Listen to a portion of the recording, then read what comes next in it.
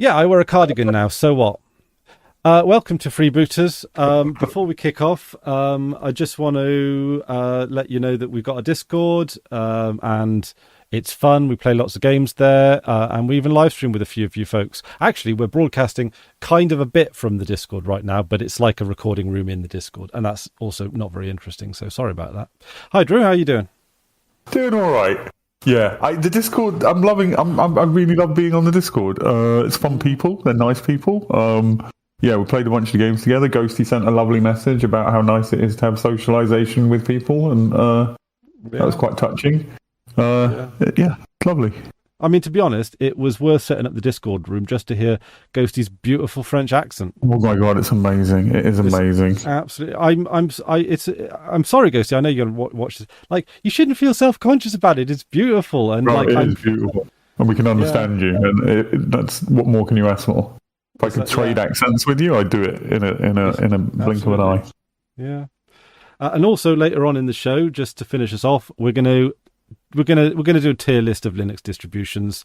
It's shameless, I know, and we're gonna just make trouble for ourselves, aren't we? Really, we're gonna, So feel free to enjoy the flame wars below. Thing is, I remember like 10, 15, 20 years ago, people used to get very defensive about their distros. I remember listening to it was called the Tux Radar podcast, but it was the people who wrote Linux Format. Which is one of those podcasts I still listen. I listen to the 10, 15-year-old episodes. Like, I still listen to them because I just find them. I like their vibe. But yeah, they'd criticised or they'd left Mepis, a distro called Mepis. They left this off like a list of like the best distros ever or something, and they got like literal angry mail, like postal fucking mail about how could you and Mepis I've barely heard of. No offense to anybody. Does it still exist? But yeah, no, they were so angry. My suspicion, but this is literally just going on like what's typical, is that it's been forked into something else, or probably Like, and as far as I think it was just a Debian or Ubuntu based things, or maybe it flicked around between. But I think that's changed now. I think people are now, if you take the piss out of somebody's distro, like I use Arch, and everybody uses Arch as an arsehole, and somebody will go, oh, yeah, everybody uses Arch as an arsehole, and I'll be like, yeah, I know. I don't think it bothers us anymore. It can't bother you because, like, Arch kind of, I don't know. I would say Arch almost has won the distro wars, if there is such a thing, right? I think because Arch and we're kind of spoiling our tier list here, but I think Arch and Debian, it'll be no surprise to the two sort of use cases for Linux, Arch and Debian have you covered.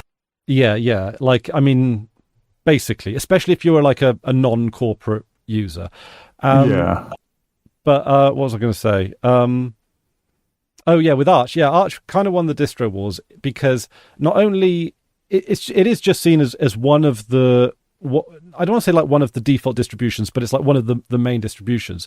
But also, like, is being used by Steam for Steam OS, which I don't know. Like, I would say is arguably the most, at least in recent years, the most successful commercial deployment of Linux not on the server.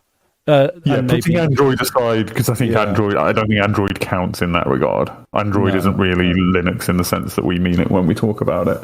Absolutely, I agree. Yeah, and it's so it's a non-corporate distribution, but at the same time, Steam picked it up. They picked it up in a way that was really good, like taking the strong points of free and open source software and then running with them, supporting the distribution, all of that kind of stuff, and they made it immutable, so they've got like a very up to date sort of repository, or like back end basically. Well, making it immutable basically nullifies all of Arch's weaknesses. Yes, the fact that it is unstable and it, you can break the system and that kind of thing. Making it immutable just fixes that immediately. Obviously, you wouldn't necessarily want that on a desktop PC. I think it'd be interesting, but for what's essentially what's the word? An appliance, for what is essentially an appliance. That's the perfect solution. Absolutely, it's interesting. I think it's interesting that because Debian in particular and other distributions followed, like, they worked so hard to get away from those text-based installers to like a graphical installer where you just click things. and they eventually got there. They got to the point where they had very slick graphical installers, and then Arch comes along with this literally typing in commands, and the people who worked for decades on those things must be like, oh, for fuck's sake. Yeah, although I've installed Arch a few times from the command line, and it's an educational experience. Like, even if you're not a big Arch person, it really is. Because you learn step by step the components that make up an operating system. There's stuff that you don't think of. Like, I was trying to, I was mucking around with config files today in IceWM, and just for a couple of hours. But like, I'd only sort of done some of the very, very, very basics of actually setting up that desktop. It takes a while, but there's so many like little bits and pieces, like network managers and like blue light filters and like the VPN, the browser. Then you got the GTK theming, and then you got the Qt theme. Like, there's so many little bits and pieces that, like if you're running an out of the box distribution, that's great. It does all of the little stuff for you, and even like I run XFCE, the amount of stuff that sort of basically automates or like does in a really easy way that would be difficult otherwise is phenomenal. Like, even things like I use a Mac keyboard now. So setting a different keyboard layout that's still English UK, piece of cake on XFCE, piece of cake on all the major DEs, but editing a text file, like for a non-standard keyboard. I'd use, if that was me, because I'm using a WM, a Hyperland. I'd have to use, was it locale CTL? And I certainly wouldn't know the command off the top of my head, so I'd be, I mean, it's simple. When you do it, it's simple. It's a single thing that you type in, but I would have to Google what to type in. Yeah, exactly. There's a lot of Googling. And the help files are long, like they're very good. Yeah. They're very well written, but they're quite long. So you got to. Yeah, if you're not interested in how something works, you just want the answer to your very specific question, which is a tiny piece of this huge project. Like, man pages are amazing resources, but they're not good at that. They're not good at just giving you, the simple answer that you need. Yeah, I mean, I Control F, and I got most, all the way there on that. But also with the but like I stuck it out with the man pages because you never know. Like IceWM, believe it or not, had a release this year. Like, it's still being maintained, and I'll be honest, I love IceWM. It's great. I don't know what they've changed, because it seems to be the same that it was like 20 years ago. But that's what that's what I was looking for. It was Wayland support. No way, they're not doing. Wait, is that a joke? Are you pissed? Yeah, no, that was a joke. Yeah. I mean, I'm surprised that XFCE is looking at starting their journey on to Wayland support, because I thought I would have to give up. I think I thought I was going to have to give up my beloved XFCE. I mean, it is XFCE, so if they're beginning it now, it's probably going to be completed in like 2053 or something. That's perfect. That will, like gives you time to adjust. Gives me some time to adjust. Speaking of desktops, the one that always amazes me is Enlightenment.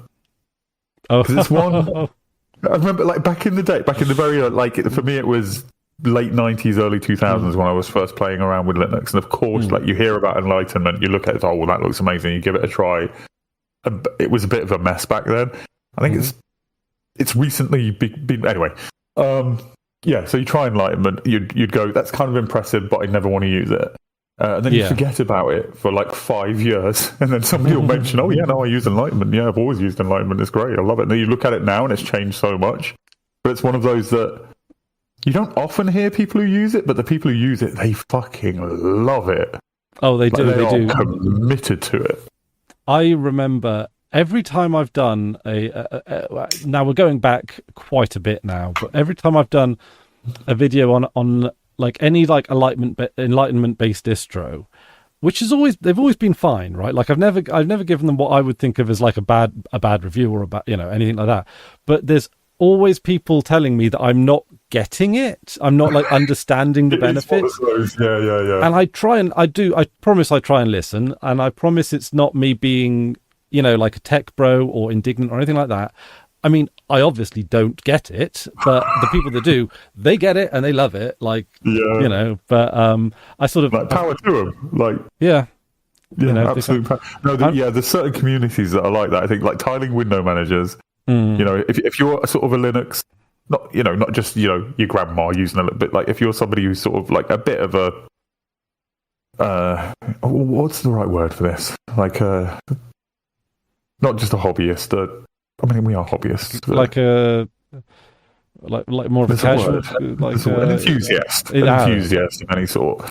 Yeah, and you don't use a tiling window manager. Like all the people who do will be like, why you should be using a tiling window manager. Like, and if you're making a conscious decision not to use them, then it's because you don't get them. Like you don't understand them. I think the same is true of Vim as well as a text editor. Like if you don't use Vim, like you need to fucking use Vim until you get it. Well, I'm still in Vim. I'm still learning how to exit Vim, but I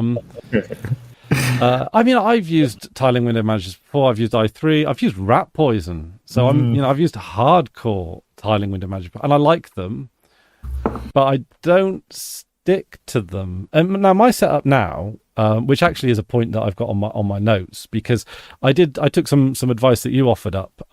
Usually, when I set up my XFCE setup, I'll have a whole bunch of quick launch items in the bottom left hand corner, and it'll be like the usual stuff: browser, file manager, text editor.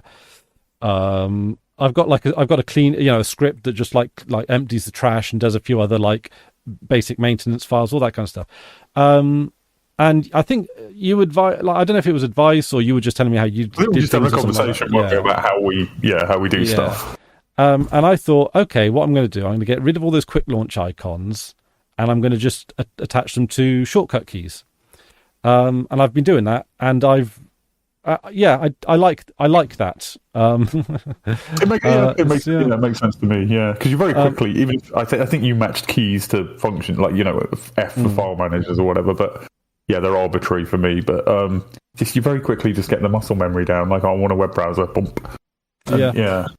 So I got Control Alt W for web, Control Alt T for terminal, which I think is kind of default in default for most window managers. I've got what have I got? I've got Control Shift S for screenshot.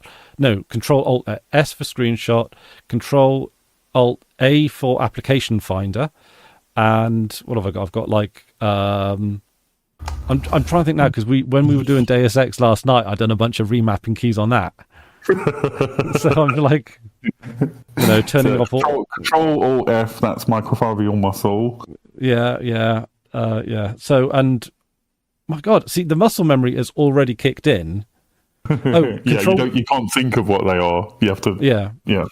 So it's something I kind of recommend. I kind of like it, but also, I can now get my XFCE4 shortcut key file and just stick that in the backups folder, and then next time I reinstall, because every time I do reinstall Debian, it's a nuke and pave. I don't bother updating, because a fresh start from time to time is I think it's good for a computer. I think that's another place where Arch shines. That's not really an issue on Arch.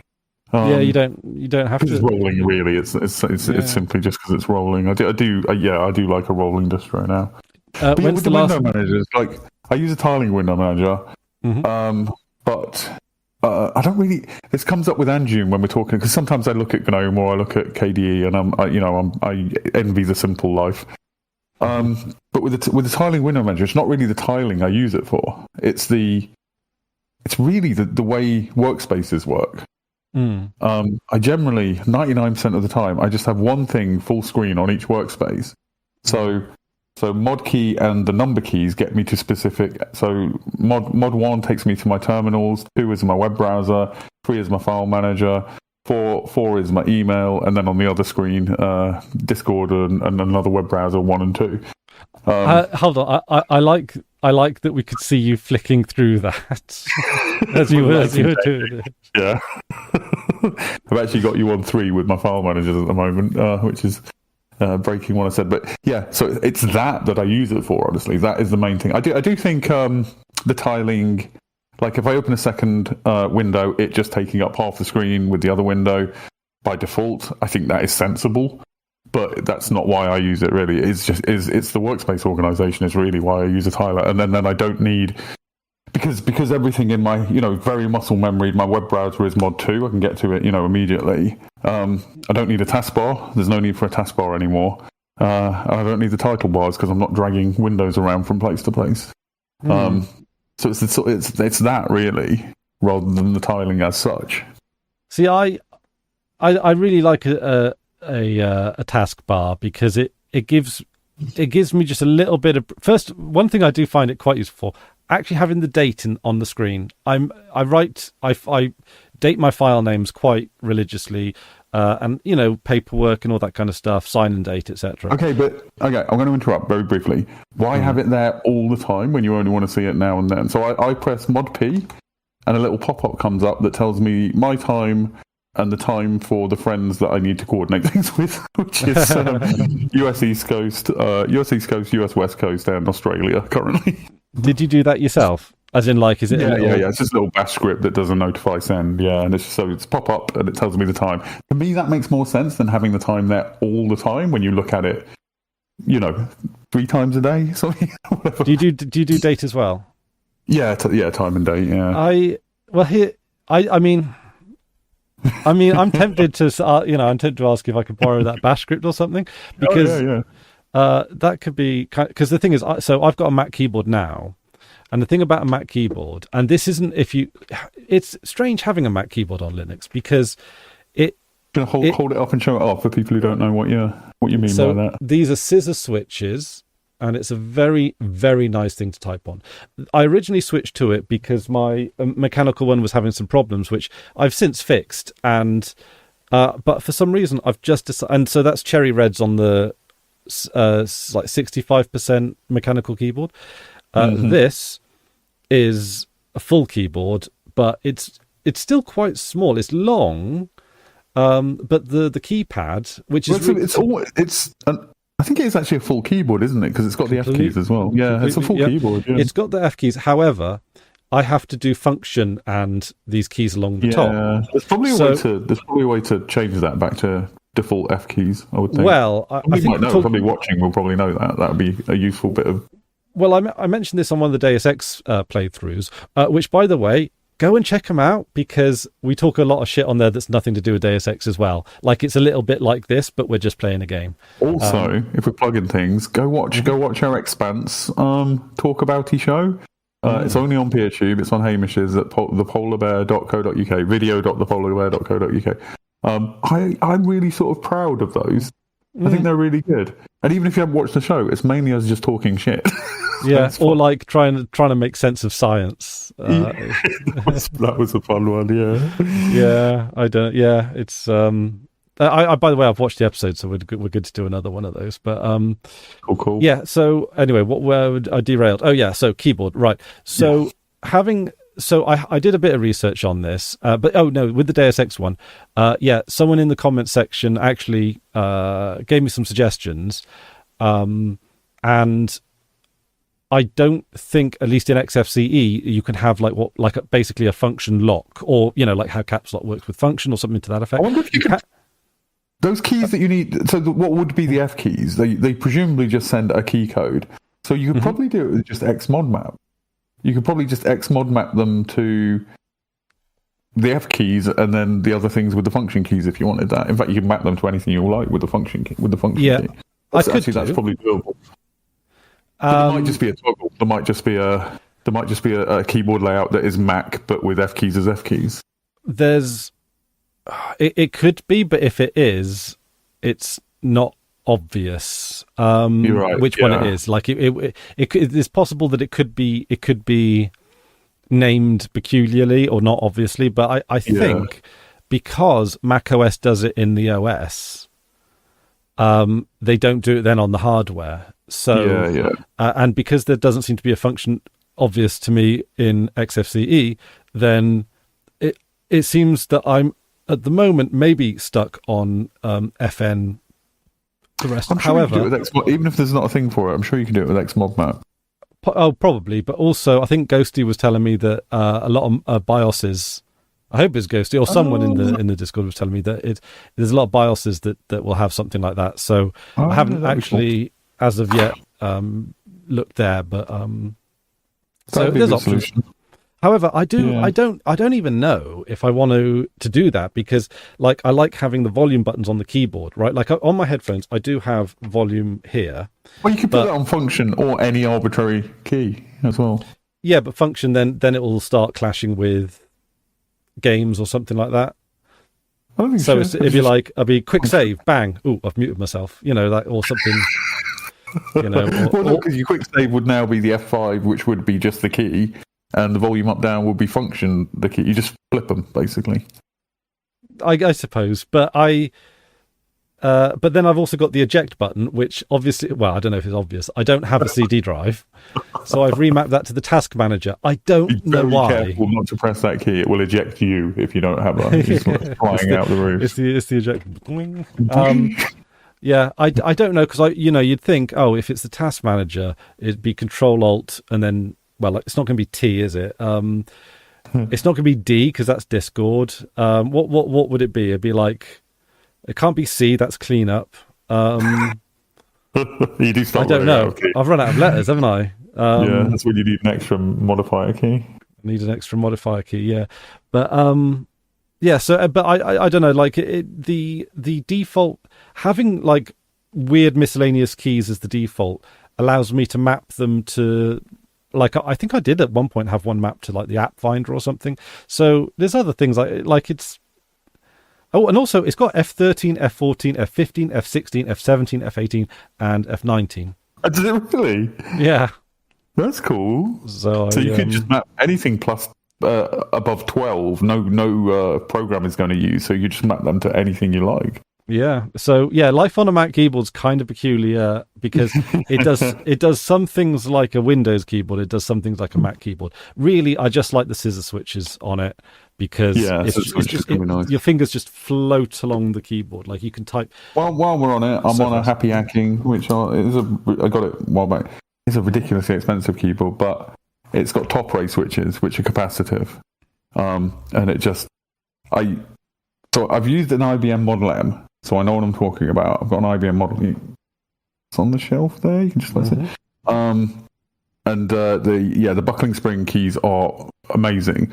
But this is my favorite keyboard I've ever used. The top ray switched Happy Hacking is, and the layout is literally designed for Unix. So it's just perfect, absolutely perfect. But I think you should come clean about something about your keyboard preferences. Go on. You don't like arrow keys on your keyboard? No, I don't. So in a terminal, you don't need arrow keys, right? You can use essentially by default in all terminals, I think, the Emacs key binding. So Alt F is like the same as pressing Tab or right arrow. Alt A or E. Sorry, not Alt. Control F, Control Alt, Control A, Control E, and Control N and P for down and up. You don't need arrows. What the fuck do you need arrows for? Where else do you need arrows? Gaming and typing with, like word processing or games. Solution like to that, don't use a word processor. They're pointless. Well, I just mean like text editing, right? Like Vim. Problem solved. Also, the Emacs bindings will probably work in text editors. Probably, maybe. If it's in a terminal. If it's a text editor outside of a terminal, go back to Windows. What are you doing? I mean, I use that. To be honest, if I was to go back to another mechanical keyboard that's not that one, like I'm not going to buy a new mechanical keyboard just for small preferences. But I think I probably would go 75% rather than 65%. Because you do like the arrow keys. I mean, I've got arrow keys on a modifier. Like I've got a function key and then arrow keys. Is it a lock modifier or a hold? No, just hold you down. Yeah, on this keyboard. Okay. This is a discovery the other day because I'm so used to what I call the Emacs key bindings now. Yeah, Control E to go to the end, Control A to go to the beginning, Control W deletes a word. And all that stuff, because I use a terminal quite a lot. I discovered the other day you can set GTK to use those key bindings instead of the other ones. So in anything that uses GTK, which is Firefox, Discord, most graphical applications really use GTK, right? I can now use the Emacs key bindings, which is really nice. Okay. Well, there we go. I use home and end and page up and page down a lot when I'm type in and edit it. I know there's Vim bindings, Emacs bindings, bindings of Isaacs. Yeah, in terminal stuff. Yeah, you don't. Yeah, I mean Vim, GG, and G. Yeah, I mean I get it. I did used to. I never really used arrow keys. I never liked arrow keys because they're away from you're taking your hands away and putting them over here. But home and end I did use a fair bit. But yeah, Control A and Control E takes care of that. Yeah, I mean I appreciate the small size of the 65%, but it doesn't like the extra bit of space for arrows and home and end and stuff. And I have another keyboard. Here.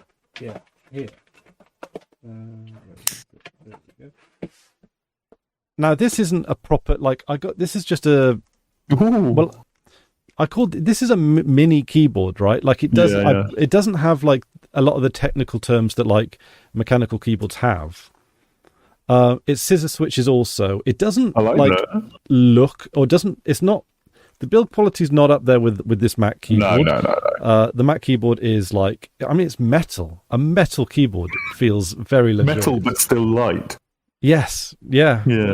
I mean, one of my requirements, and one of the reasons why the Model M didn't really work for me is I do actually put my keyboard on my, like I'm reclining right now with my legs up on my desk and my keyboard is on my legs. And I'm in that position a lot of the time. And if I do that with a Model M, it will cut off the blood supply in my legs and I will get gangrene. Well, but this doesn't, this was not like, this isn't a 65% or 70%. Yeah, or whatever it is. It's just a USB mini keyboard. It has all the F keys. It's about the same physical size, but it has the F keys all along the top. It's a UK standard because a lot of mechanical keyboards come with a US standard layout. Yeah. It's got arrow keys, albeit small, but they're there. That's probably, in fact, like a laptop keyboard underneath. And then just package it up and plug it in, which why not? Yeah, it's basically a laptop keyboard. Like it functions and feels, very much the same. It's good quality, it's good enough quality. Yeah. But I do think people are too finicky about so mechanical keyboards are obviously more pleasant to type on. If you spend a lot of time on your computer, you should probably get a mechanical keyboard. But if you get like a £15 knockoff Amazon one with knockoff switches, perfectly fine. Like. People, it's one of those things where people try and convince you, you need this. You don't. Just get whatever keyboard works for you. Same with mice. Like I've shown you, haven't I? Current, because I'm using a trackball. I should probably talk about the trackball. Actually, it's really nice. I'm using a trackball, but when we play Left 4 Dead, I'm not quite proficient on the trackball enough yet, so I'm using this tiny little mouse that came with an Acer Aspire 1, and I'm playing Left 4 Dead with that, and I'm no better or worse than I was with my genuinely £250 Logitech one that charges off the mouse mat, it makes no fucking difference. I don't know if I've shown my mouse on Freebooters. I think I've on one of the gaming videos. You've got a vertical mouse, haven't you? Yeah. I got a vertical mouse, or as someone on Mastodon referred to it, the cursed mouse. So it's kind of hard to see. Now this is like less than 20 quid. So it's a very standard mouse. I decided to go with the wired because I'm trying to minimize my use of batteries. Like batteries, they're like really bad for the environment, and also they don't last as long. You got to charge them up. If I was a pro gamer, maybe I'd start. I'd talk about latency or stuff. But But that's the thing with the pro. The pro mount. When they're going about the gaming mice with no angle snapping and this speed sensor. If you're a pro CS player, that probably matters. If you're anybody else, if you're me, if you're you, doesn't fucking matter. No.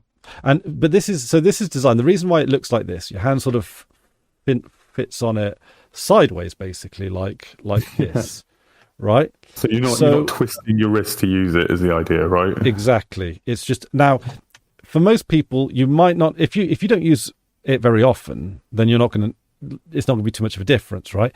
But if you're on a mouse for a long period of time, having it so that your hand. This is much more of a natural position than this. Now, it might seem very small and inconsequential in small doses, but over time, it's just a more, it's a little bit more in line with your joints. Especially as we get on.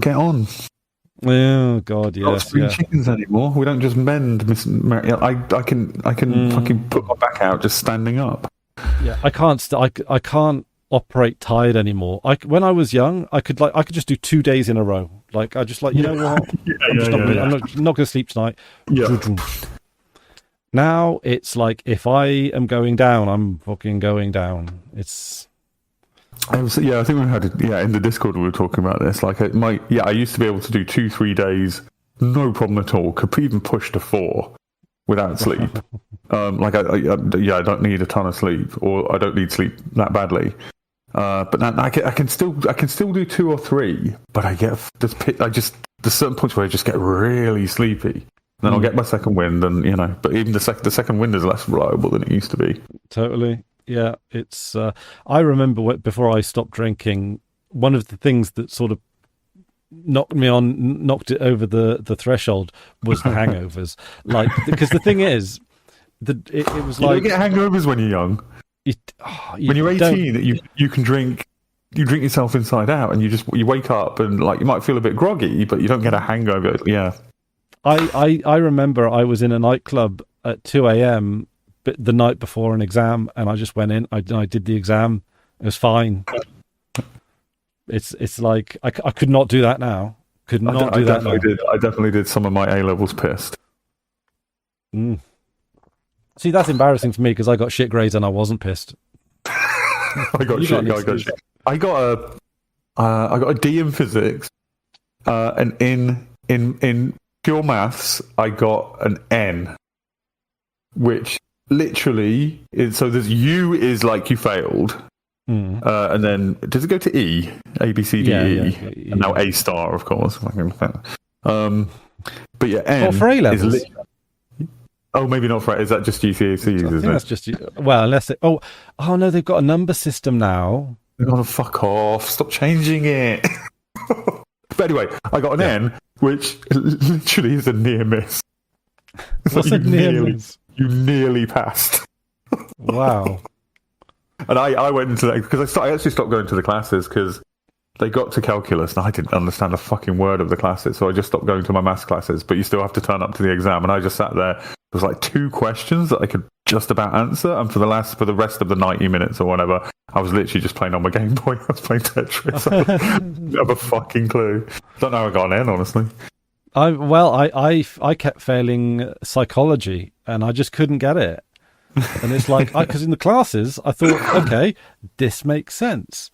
We did like the Harvard prison study, all the basics, Maslow's hierarchy of needs, the Freudian stuff. I suppose this is a little bit more of the history of psychology or whatever, right? But but it just didn't translate into the grades. Not because I was always good at exams. Test, I love a test, and I up until A level, I shined in exams. I didn't do homework, I didn't do any court, didn't do any revision, but I'm just good at quizzes.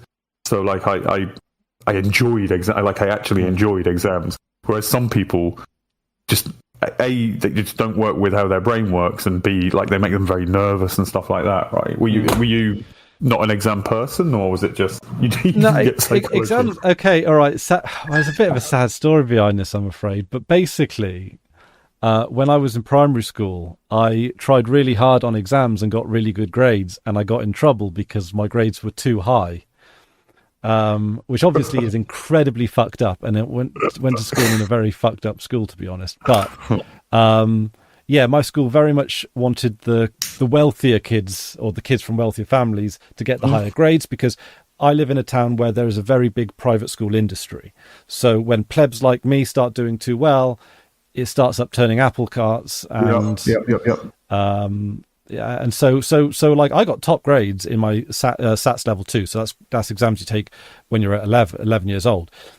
But because I got bollocked so hard for it, and you sort of tell the adults in your life, but they don't fucking believe you, because you're of course they're not going to believe. So it ever since then, my enthusiasm for it kind of dwindled, and it's like whenever I came up against a bit of resistance, my brain would just check out. I'd be like. I was very similar in middle school. So my middle school sourced its pupils from 2 posh villages and my very working class village. And they just put you in sets based on your perceived ability. And because I was from the working class village, there was 4 sets.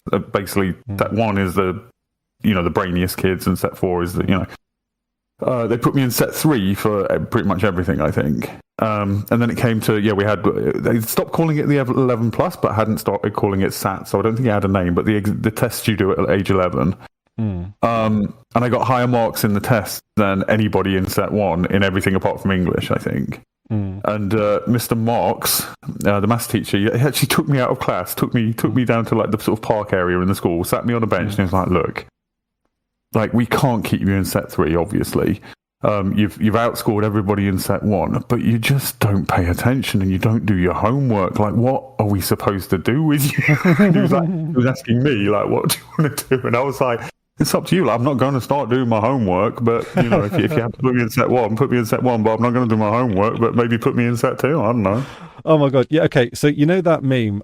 Okay. So I'm gonna carry on the traditions of describing memes in actual text terms. Do you know that one? I think it's like one of those the sales programs, and he goes, "The best I can do." Like the best I can do is, and you're like, the best I can do is good grades. You can't promise homework. I'll do all right in your tests because I fucking love exams, but I'm not going to do the homework. Why would I? Yeah, I'm kind of curious because like I was not getting marked particularly well on my coursework in IT. In fact, I was getting like E's and F's in a lot of cases. Yeah, but I got 100% on the exam. And to this day, it baffles me why no one even accused me of cheating. Every single question on that GC. And I know I got 100% because it was fucking easy. What is a network? My year was the first year that they introduced coursework with the split between the exam and coursework grades, but they let you decide the split. So I said, like, I'm not going to do the coursework, 100% exams, put it all on the exams kind of thing. Everything on black. Everything on black. God, I fucking hate school. Do you know the thing? Okay, not to get too much into this, but I know there's a lot of people in our audience that probably feel the same way or similar, right? Is that the thing that I really despise about the way that they go about school is, I come in, I wear glasses, I'm a bookie kid, I'm good with computers. The immediate assumption, he's good he's academically minded. Yeah, for sure. Yeah. And they put the 2 and 2 together. And it's like, and I get a bit pissed off because I've got friends that were like, who I was smoking around the bike sheds with, right? And they were fucking up and skipping school and shit like that. And they got loaded onto an apprenticeship where they're now making fucking mints. Yeah. And it's like, you put the kids that don't show up on apprenticeships. It's like, how? That's not fair. And then you go to university. You just needed to be not so well spoken and have worse posture. Kind of. You would have been on there. Basically, that's what it comes down to, right? Oh, yeah. And it's like, and then I go and do my university course because I'm a good boy or whatever, right? Like I can knock out a good enough in most cases. Yeah. But then it's like, well, once you've got your degree, and everyone always says, oh look, once you've got your degree, you can go on and do anything you like. They don't fucking tell you that once you got your degree, you're basically like you're ineligible for like a whole bunch of apprentice stuff, or because it's like you've got a degree. What? You can't get a job? You got a degree? I went for a job. I didn't have a degree at this point, but like I went for a job just packing in a biscuit factory, and they said I was overqualified. Would I like to work in the office? And I was like, no, I want to work in the biscuit factory. And they got angry at me and threw me out of the interview.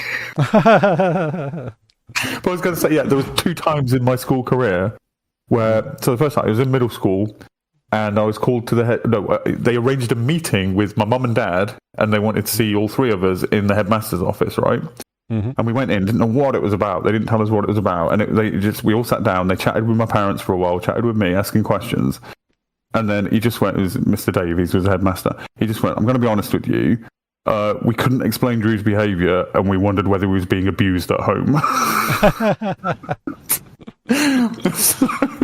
My parents were like, oh my fucking God. He was like, I'm so sorry. Like, clearly he's not. You're lovely. But we just can't explain why he doesn't care about anything.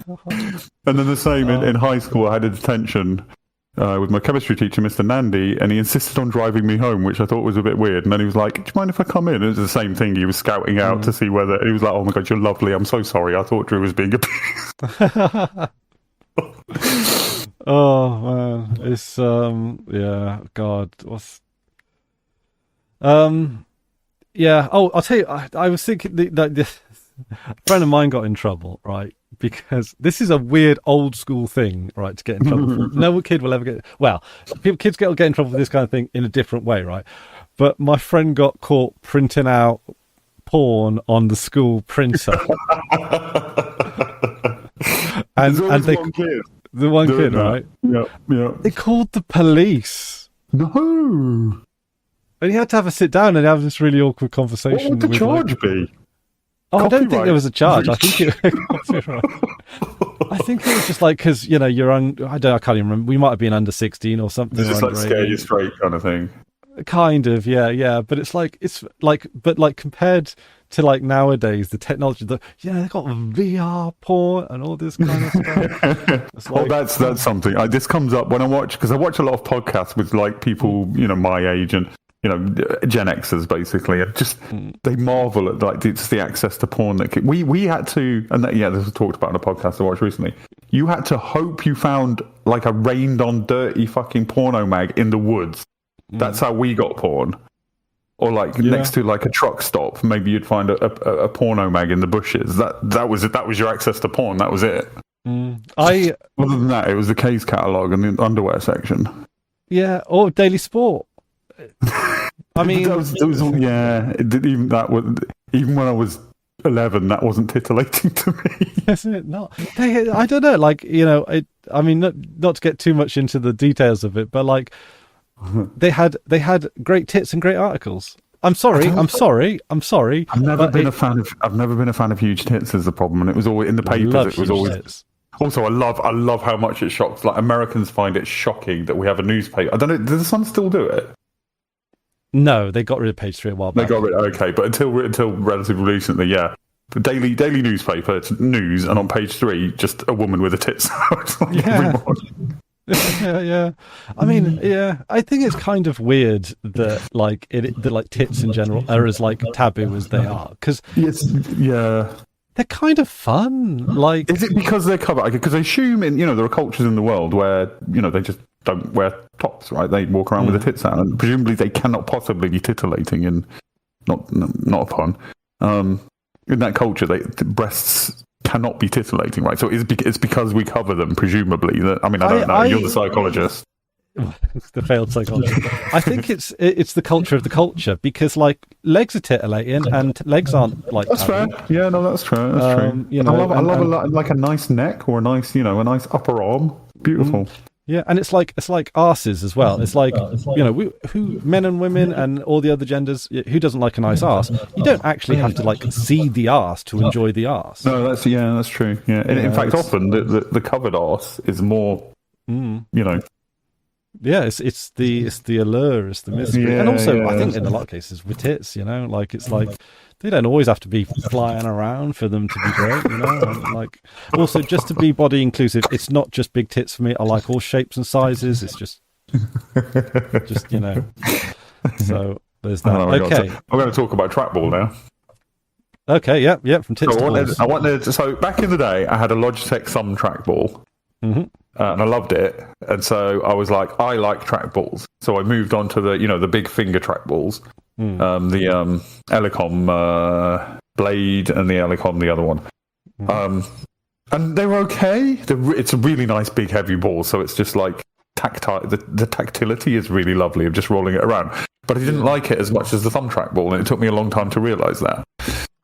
So I went back to a mouse for a while, but then I missed trackball. So I've got a thumb. It's a new Lear, which is a Chinese brand. People were recommending this over the Logitechs. It's new Lear. It's only wireless because it was cheaper. The wireless one was cheaper than the wired one. So yeah, I've got that.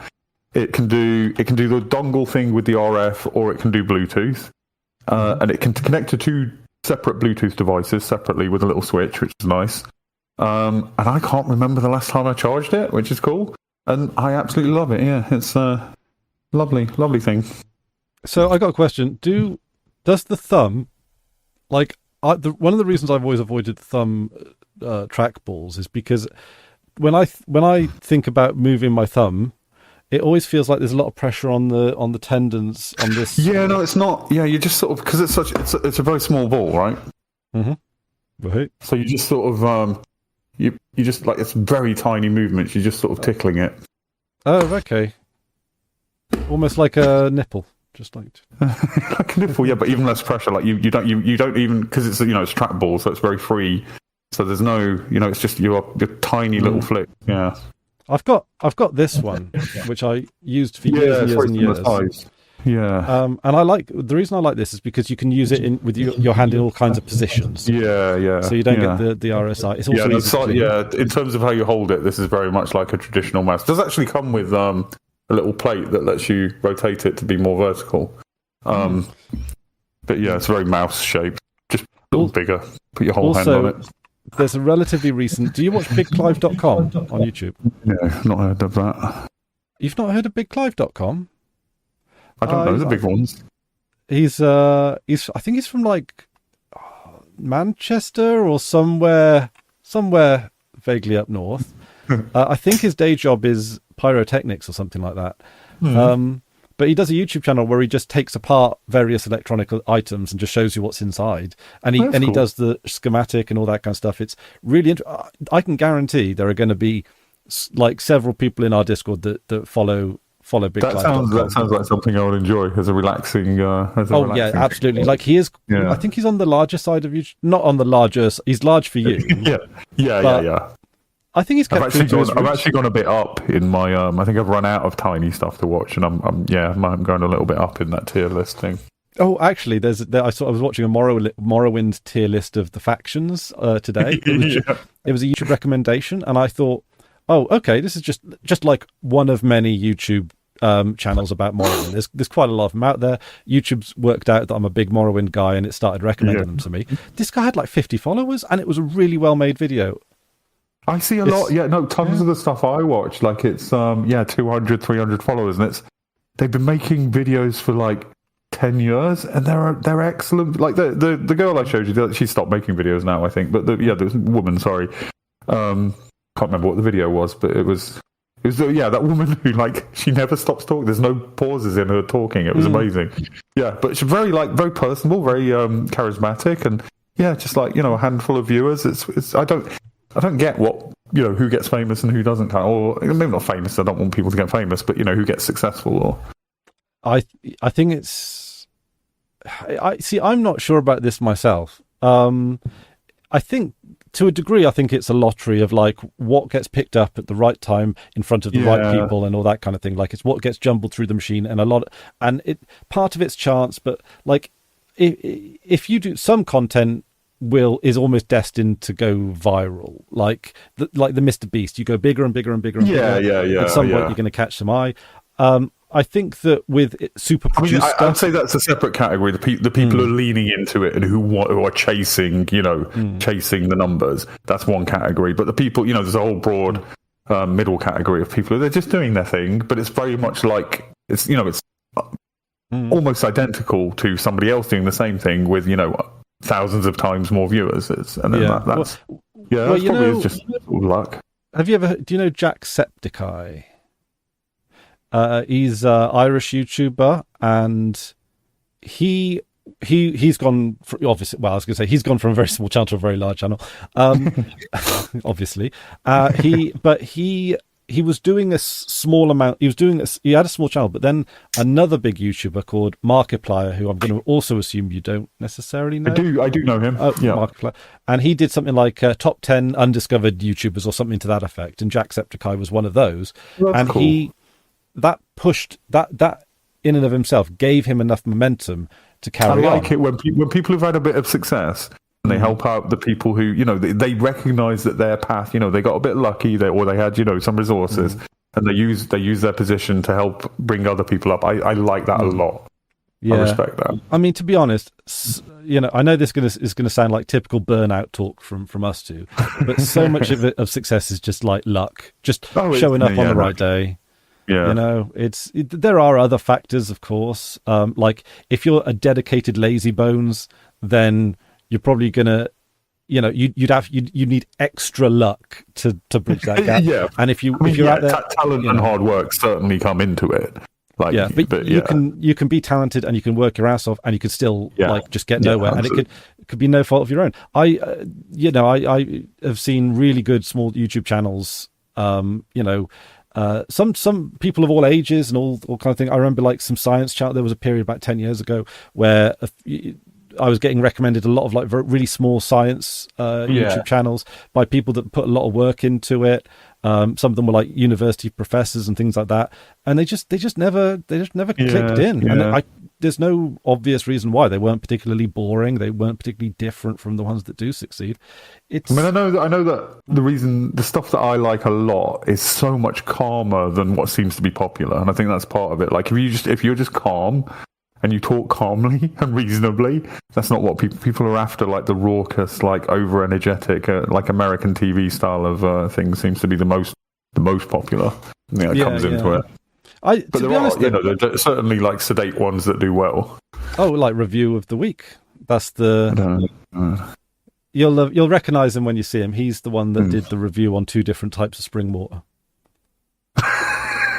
I was thinking of it when we were talking about keyboards and how people, how enthusiasts can get about keyboards and stuff. That video I was talking about, he just talks about like what if there was a subreddit for like water, and he just does a little sketch, and it is the perfect. I'll link it to you and you can put it in the description because everybody should watch it. Fucking funny. Yeah, we need to keep track of all these links. Is there? I could put. I'm going to send it to you now so I don't forget. Well, there's a little window has a little chat down the side there that you can. Yeah, I'll put it in there. And that way, at least it's on the screen. So if we forget, yeah.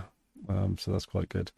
Another thing I wanted to mention. So I mentioned a while back that I've moved from Qt Browser back to Firefox for the most part. Sorry, I'm not good at talking and doing something. At some point, we'll do a tier list of browsers because I've actually been playing around with it. Yeah, I can be able to. So I'm back on Firefox, and one of the reasons I went to Qt Browser was for keyboard centric key bindings, Vim key bindings. But of course, Firefox has key bindings. You can use Firefox, with the keyboard. So I just went and learned the Firefox key bindings, and now I'm using Firefox in a very keyboardy way. And I just sort of want to say like that's an option. Oh, so you didn't need to change anything or much or install any add-ons? No, I thought I would learn the default key bindings, and so it's Control L. I think just focuses the address bar. That's handy. Control W closes a tab. Control T, new tab, and that's pretty much it. That's all I need really. And also, let's not forget, top tip for folks at home, because it took me far too long to work this one out. Control Shift and Tab opens the last tab you closed. Undo close tab. Yeah, that's super useful. That is super, and it works multiple times. You can just go Control Shift T. Not that you want to. One fucking annoyance I have with, I don't know when they started doing this, right? But if you, when you start typing the address in Firefox, and then you see the address you want, so you hit Tab, right? If you hit Tab again, rather than going down to the next address, as it should do, it highlights this little ... menu thing, which I don't know the purpose of. What's that? Remove from history and learn more. Okay, so you have to tab. To get down to the next one, you have to tab twice now. For a menu that I never fucking want to use. Just another one of the stupid Firefox things they've. Does Alt and D also, or does that go to your search bar or Alt D? What's that supposed to do? I can't remember. I think that also goes to the bar. Yeah, didn't know that. Yeah. That's handy. I think if you've got it so that you've got the address bar and the search bar as 2 different bars, I think Alt D takes you to the search bar. But okay. I could be wrong. Another little Google tip, because another thing I did in Qt Browser is set up. I don't know what to call them, like quick links. So I open the address bar, I type G space, and then what I'm searching for, and that searches on Google.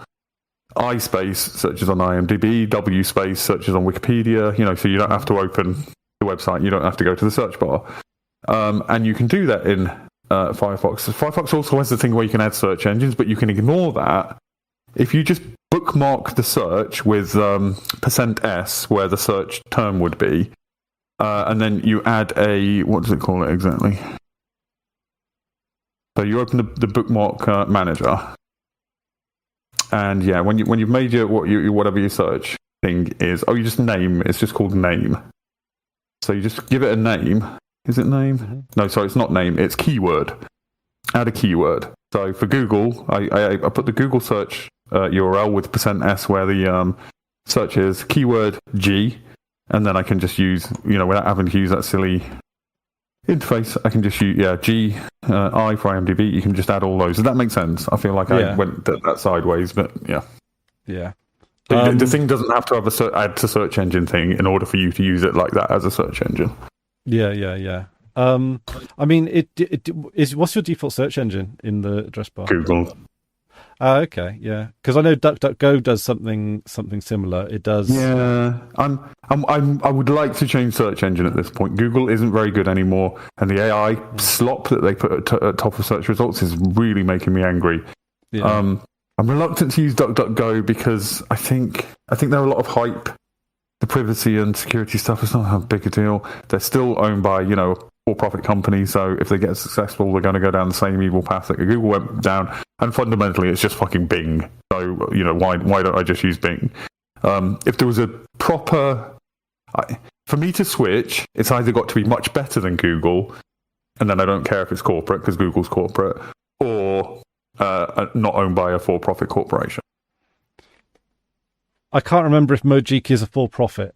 I'm assuming it is. It is, yeah. And it's got a long way to go. I appreciate what they're doing, but it's... actually, what preferable in the middle tier would be a for-profit corporation, but they're not in advertising. That would make a... actually, well, there is, if you can believe this, a paid-for search engine. A pay-for search engine? You can actually, yeah. See, I never thought I'd pay for email, but then Postio came along. I don't think I would pay for a search engine, but maybe if something as good as Postio came along... It's too much to pay for a search engine. If it was the same as Postio, where it's like, what is it, €1 a month? It's like five something a month. Yeah, no, I'm not paying that much for. That's the thing. I was like, do you know what? Right, I don't know how much it costs to operate a search engine. If it was like £1 a year, I know that's very low, but they're not making £1 a year advertising off of me, are they? Well, exactly. Yeah, if we're ad blocking everything, they're still selling you data as the thing. Even if they're not making money advertising at you, they're still collating it all together and selling it to. But yeah, I just want to head off because stupid liberals going to say, well, if you don't want an advertising-based site, then you've got to pay for it. No, we've got to restructure society so that you don't need fucking profits to run a fucking website. So, that would be a search engine as a public service. Exactly. Yeah. Which so take your liberalism and fuck off. Yeah, because the thing is, at this point, the internet. I'm not going to disguise my anger at liberals. It's fine. I totally get it. I mean, we'll talk. We could talk about the vote blue no matter who people in the next Days hour. It's ramping up. We should do another one. And let's be honest, top Trump material is going around now. Yeah. Anyway, sorry. Yep. Okay. So, actually, now that you mentioned the AI slop, I don't know what I've got a note here, right? That's basic. Okay, so basically, I'm trying to I want one sort of mainstream social network to keep my foot in the door of social networks, right? Because I'm not really on Twitter. Well, I'm not on Twitter anymore. Delete my Twitter. Instagram never really sort of worked for me. Facebook is it's your real name. Like, if I'm going to talk to someone on Facebook, I'm probably just going to talk to them in real life. Like, it would just be, or ring them up on the phone or talk to them on what, Facebook is just too real on the internet, if that makes sense. What other ones are there? I talked about, TikTok is, I don't know if that's really what you think of as a social network, but sort of. But which one? Sorry, TikTok. Oh right, yeah. It's a candidate, but it's very mobile specific, so it's not really kind of for me. And I do sometimes think it does towards the younger side, but I think maybe that's changing these days or anything like that. So Blue Sky, I did have a Blue Sky account. I deleted that. I didn't even remember that I deleted it. But I must at one point have realized that it's just like, it's full of just the annoying people on Twitter that aren't quite Nazis yet, you know, like, same thing with Threads, and also Facebook. Why would, you know, like, I mean, Threads just feels like a worse version of Facebook, and Facebook isn't great. Like, Facebook is just, why didn't they feel like the old people one? Yeah. Facebook's the old people one. I don't even know what Threads is for, like millennials that have lost the plot or something. That should be the tagline. For millennials that have lost the plot. So I'm a bit social media homeless. I don't know. Is Tumblr still a thing? I think sometimes I check in on Tumblr from time to time, but it's like that seems a little bit like derelict these days. Yeah. But one thing that seems to draw me in from time to time is Reddit. And yet you accuse others of using Reddit words. I did accuse you. You did use a Reddit word. There's nothing wrong with sophomoric. It's the appropriate word. I mean, I'm not saying it wasn't an appropriate word. I'm saying it's a Reddit word. I don't even know what I mean. No, sorry, carry on. The word you used to replace it was wank, and that's a much better word. I think wanky would have been better. Wanky, yeah. Wanky. Piss poor. You also use piss poor. Piss poor. Yeah, all perfectly valid alternatives. But I was on. So I'm not on Am I the Asshole? But Am I the Asshole is one of those subreddits that just gets recommended like blanketly, right? Yeah.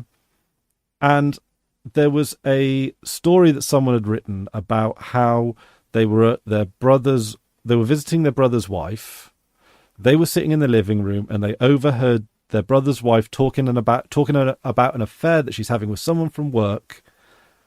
And this guy's brother went home, told him, and now allegedly everyone's mad at this guy for breaking up their marriage, right?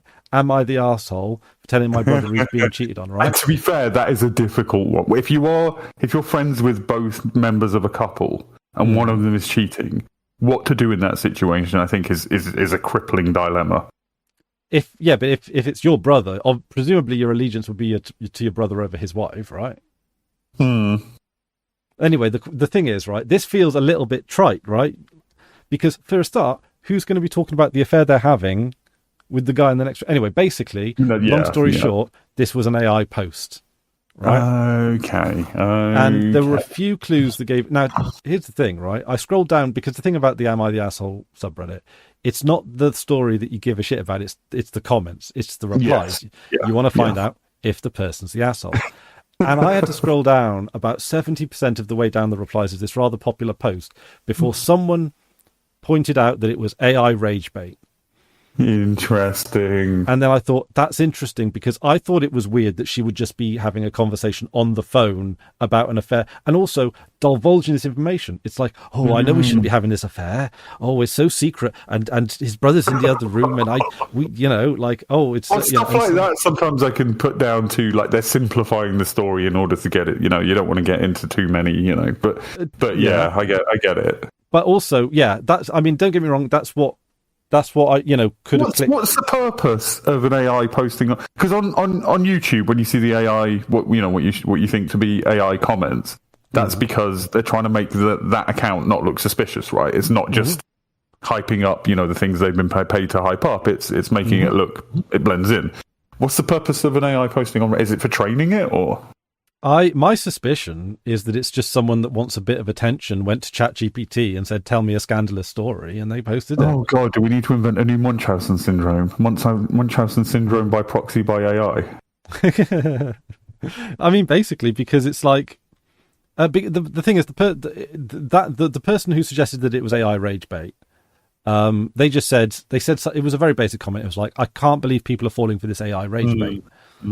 At that point, because we're people and we tend to take people at their word by default, it probably, it doesn't likely occur. But once they put that idea in my head, I went up and read it, and it's like, obviously it's AI. It's AI because there are little tricks that you can tell. So AI works in a particular, like it has a certain it has a certain style guide. It has so for example, it will religiously use the Oxford comma. You can see why, because that, like in the logic of a computer brain, is like, yeah, the Oxford comma makes more sense because not having it is a lot more human, I guess. That's a bad way of saying it, but it also the post. Isn't that simply just that they aim to write well, and correct use of an Oxford comma is and consistently, like and all that kind of thing. So it would make sense that an AI, when it's trying to fake it, would use the Oxford comma, but also it was perfect grammar, right? Like it wasn't a spelling mistake. Can you not tell in such a situation? Would you not just tell the AI to write a bit shitty though? Well, if you're the kind of person that just is trying to get Reddit clout without the work, you're probably not that bright, right? But it does get me thinking. Like, it's a bit like dead internet theory. Is that like, we don't know the times that it successfully fooled us, that's the thing. Absolutely, yeah. And I think it's one of those things where, like when they do studies into lying, and some people think they're good at detecting lies, and some people think they're bad at detecting lies, and they do studies, and it turns out essentially everybody's bad at detecting lies. It's very hard to detect a lie. And if you think you're good at detecting lies, you're probably wrong. There's the odd exception. But broadly speaking, people aren't good at detecting lies. I think we like to think we would be able to spot AI, but like you say, we've probably been fooled by it. Yeah, it wasn't numerous times at this point. Yeah, it wasn't a particularly difficult spot. It was just if someone had told me, we go into things. This is why marketing works so well in advertising, because we go into things in good faith. If we think this is another human being talking to us, then we assume good faith, and that extends to advertising, which is a real fucking problem. And that's why corporations like to present themselves as if they're an individual talking to you. They're talking to you as a friend. Because the assumption is why would somebody be lying about this, which is a reasonable assumption. Advertising is by its very nature bad faith and corporate propaganda, literally, and not propaganda even for anything good anyway. I mean, I suppose in theory, like, some advertising could be done in good faith, but not the stuff you see on the internet, not the stuff you see on telly, It's historic, advertising, just recommending, or the very early advertising was just like, I make good irons, but come and look at my irons. That's fine. I want an iron. Yeah, you say you make good irons, I'll go check them out. But it's obviously become something quite different now. Yeah, actually, I mean, the thing is, right, like I'm sort of at this point in my life, right, I'm sort of thinking about like the next chapter, like what I want, what sort of career path I want going forward, right? I'm planning it out. And one of the possible thoughts is like something freelance, something start my own business, that kind of thing. But the thing is, you look at the marketplace and it's like, so what am I going to do here, right? Like, am I going to come up with an idea that's not been thought of before, or fix a problem that people, am I going to fulfill a need? Am I going to help people with this product? Or is my business just going to be cutting into someone else's market? Yeah.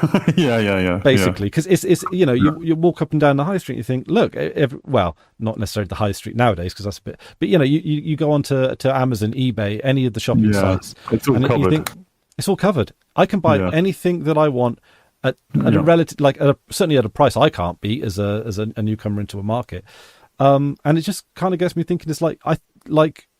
It's the constant growth of capitalism, isn't it? Is the idea of like, well, it doesn't matter if the market's saturated, make more and make money off it. And it's like, now we wonder why the ocean is full of plastic. To be as kind as possible to capitalism. What's supposed to happen is you are supposed to spot somebody doing something imperfectly, do it better, and outcompete them on those terms. Either cheaper or higher quality, essentially. And then people go to you, and then that's good for everybody, because now we are getting cheaper or better things. But we've kind of hit the point where things can't be improved in most cases. on those grounds. So yeah, we are late stage capitalism, and we need to switch to a different system. Yeah. In fact, I think actually, funnily enough, on Reddit there was a post about how like clothes that we buy nowadays, like first-hand clothes, they don't last anymore. Like the fabric is just not as good quality. So we're getting So that's if you take those blinkers off, and the critique of capitalism is essentially you just get increased monopolization.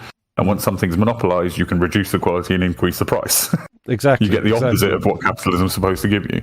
Also, quick note, Stalin's kind of to blame for advertising in that when he was in charge in the USSR, he obviously had his purges and his clampdowns, and a lot of propagandists moved from the Soviet Union to America and became advertising people.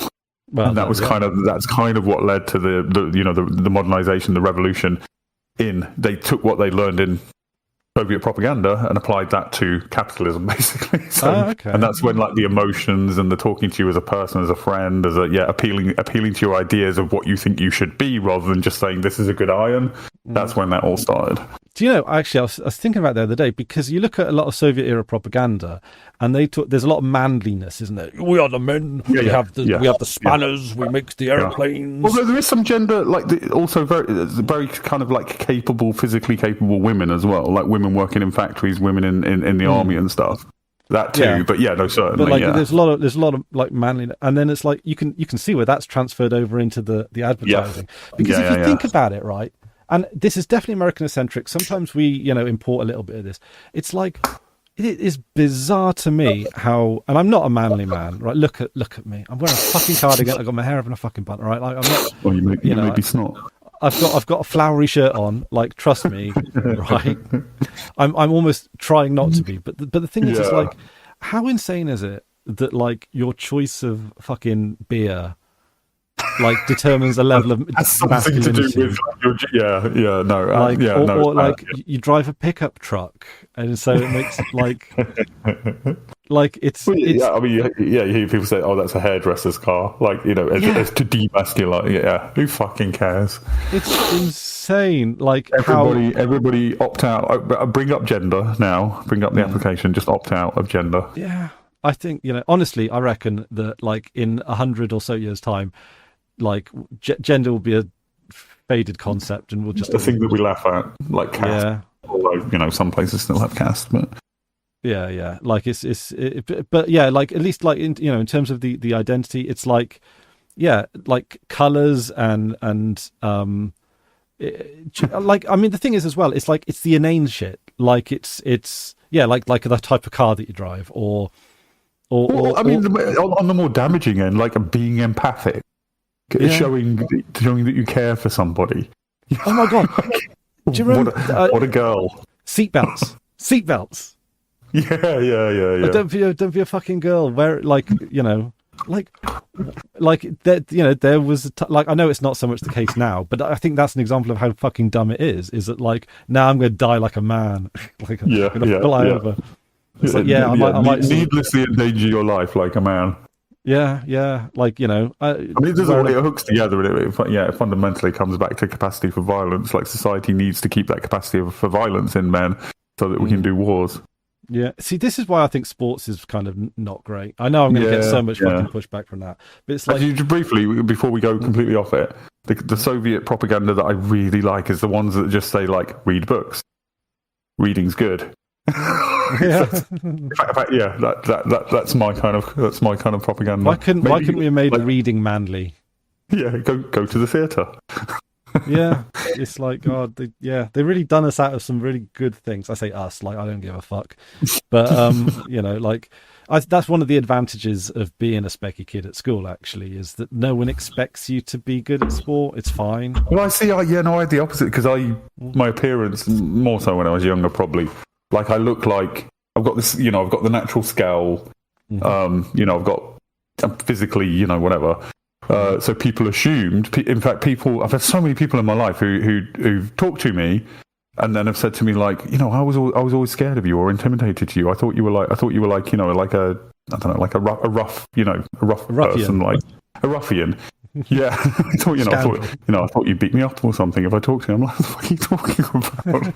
Yeah. I'm lovely. Please come talk to me. Yeah, I used to live with a guy who was he was about, I don't know, 6'4" or something, and like really big and northern, and he was autistic and had social difficulties. So I we got on really, really well, and we kind of became what was known as the Timon and Pumbaa of our university. Oh, it's adorable. Because I helped him with the social stuff, and and with him, I could walk anywhere in the city, and no one's going to lay a fucking finger on me.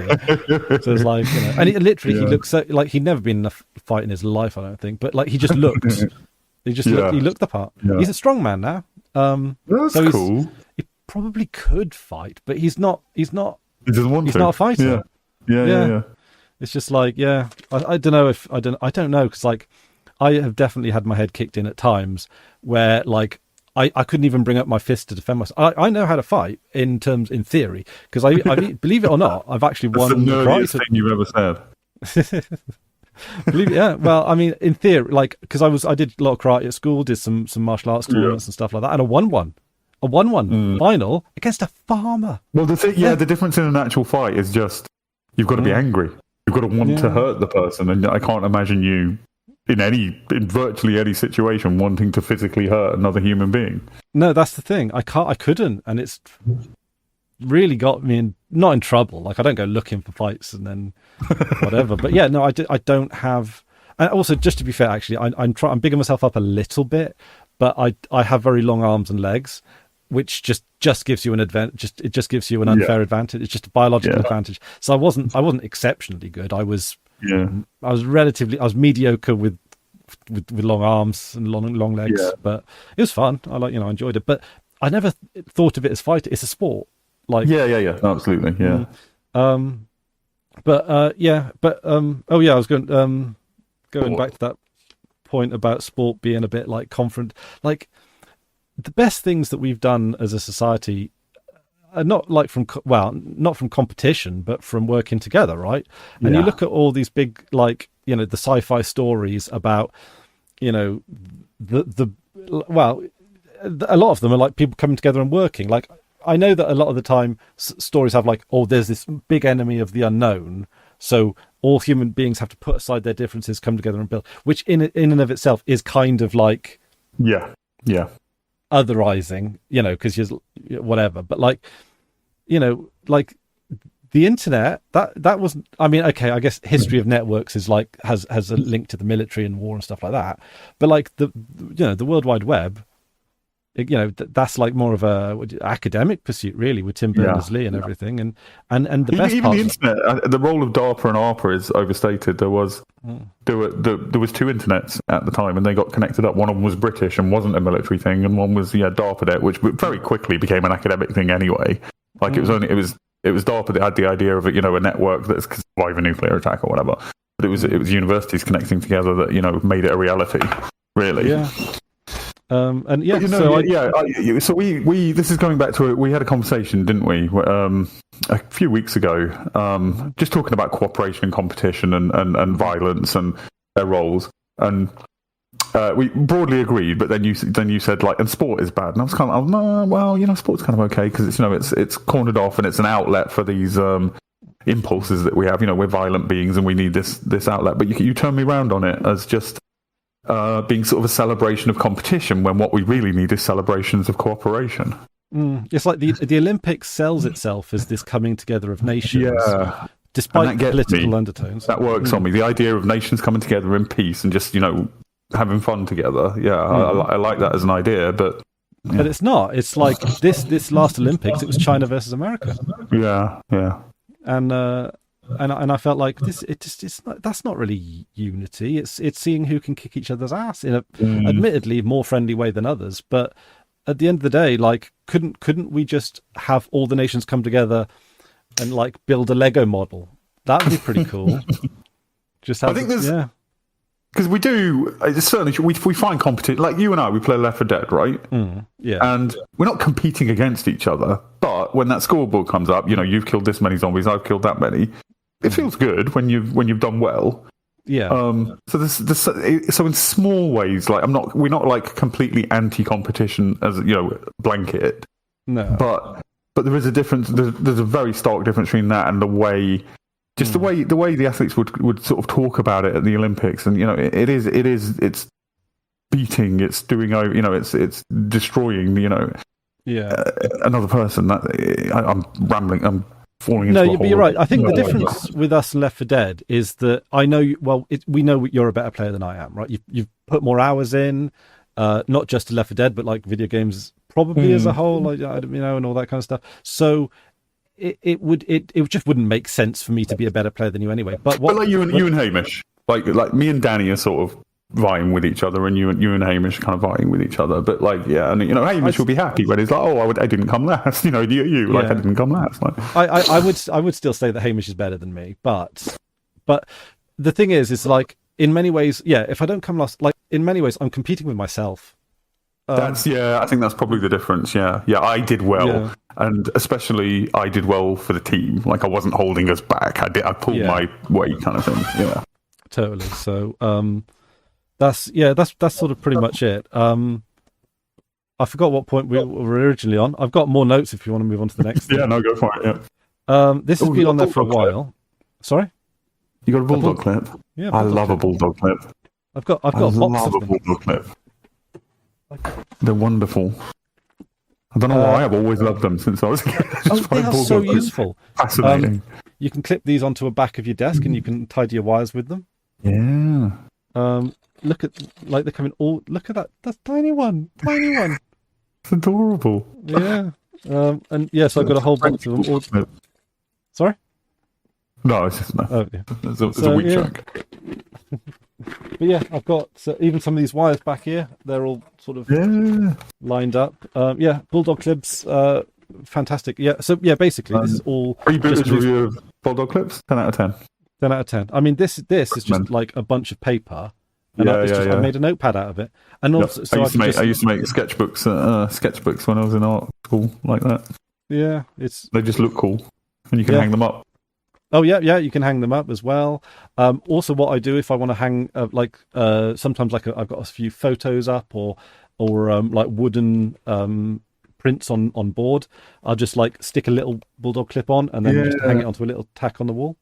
Yeah. They're very good for holding if you don't want to put a hole in them. There's just a million and one uses for them, and it's just good to have a stack of them around. They last forever. Paper clips, they always get lost or stuck up your ass or something, but you fiddle with them and bend them into the shape of a flamingo. Yeah. And also, hang on a minute, I can't remember if this is true or not. Ghosty, can you help us out? Do French people call paper clips like mini trombones or something? Oh yeah, no, you mentioned that the other day. Yeah, paperclip is because it's got the shape of a trombone, right? Yeah. So I can't remember if that was us having a joke. The paperclips, we call them the little trombone. Yeah, That's exactly what Ghosty sounds like. You should come and hear him. Come in here. It's great. Roll up. Oh, we don't want to make him. Sorry.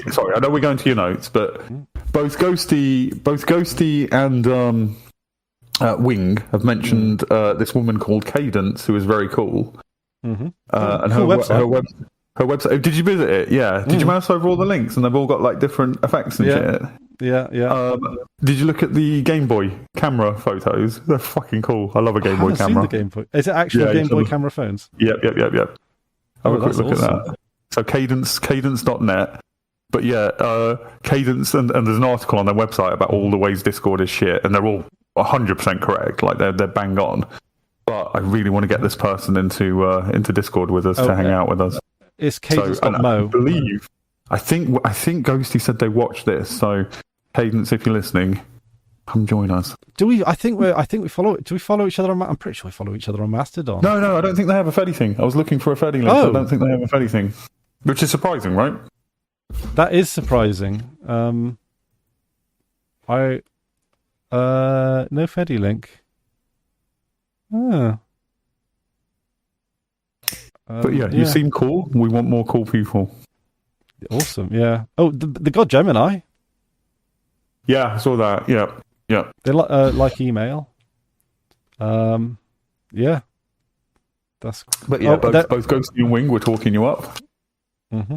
So. I think it was Ghosty. I think no, was that a separate thing? Was it her Ghosty was talking to when he was talking about how nice the social interaction was? I can't. Maybe not. Yeah. But maybe. Oh, why? There's a why you shouldn't use Discord. It's very detailed and very it's bang on. It is all very very accurate. Yeah, I mean, we've probably covered this before, but we know Discord is shit. It's just where people are. It's where people are, but I think if I was to choose, I think IRC is still. I think it's the top dog. If I got to choose and everybody else had to come to where I was, it would be IRC, and then they just break out to a Jitsi room if we wanted a voice chat. Yeah, or maybe give Mumble a go if it could be made easier. Mumble's always a bit of a hassle, and you need a server. But the quality's great and the latency's fantastic. Yeah, that's true. It's just it feels a little bit like it almost feels radio-esque in a way, It does, yeah.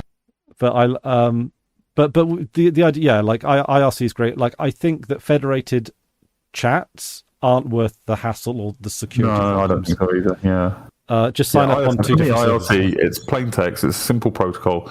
There's a million clients. You can make your own fucking client in an afternoon if you wanted to. Right? It's such a simple protocol.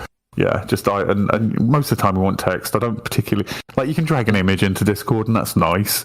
But a link works just as well, really. You can drag an image in on some IRC clients, and to be honest, they will show the images. Yeah, if IRC was a bit more well known, the doing it on the client's end makes all the sense in the world to me. Yeah. That's why actually I'm using weird tangent, but I think it works.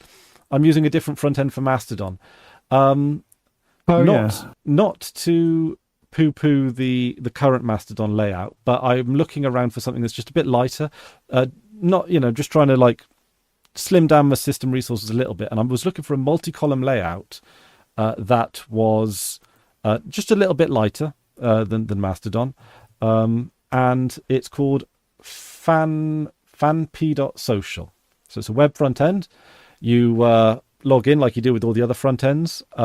I usually, if I want an alternative front end, I usually go with Pinafore Social. And that's really good. And that's very lightweight, but it's single column.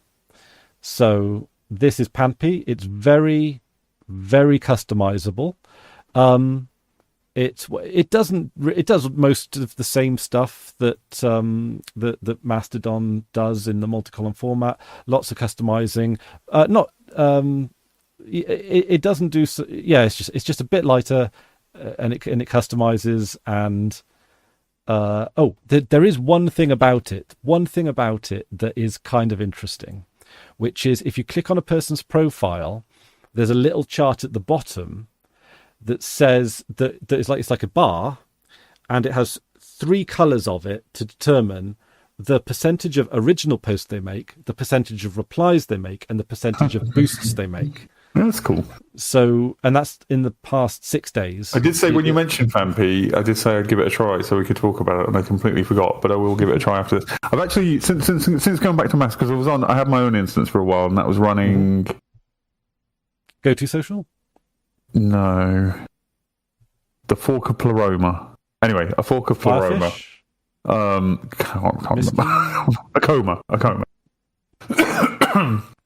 And I got used to the single column, and when I went back to Mastodon, I'm on mass.to now.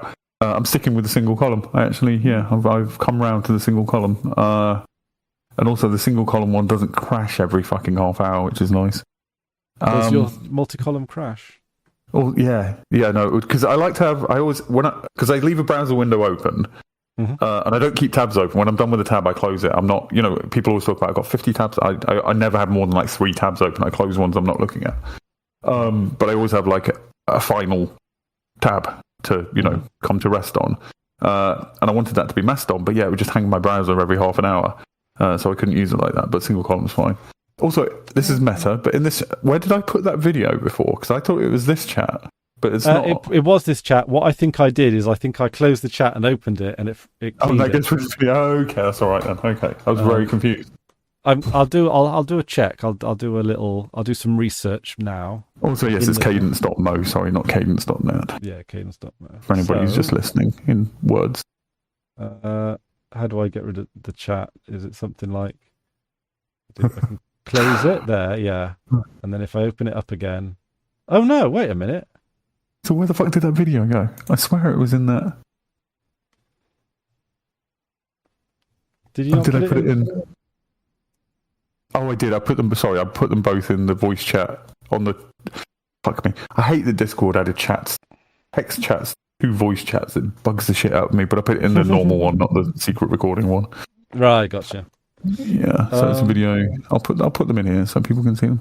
I've also put that Angela Collier, who I think is a great YouTuber. She's a science YouTuber, but she's got a great video about AI entitled "AI Does Not Exist, but It Will Ruin Everything Anyway." Yeah, the pollution is seeping into the culture. So there's that one. That one's worth. Oh no, that's the other one.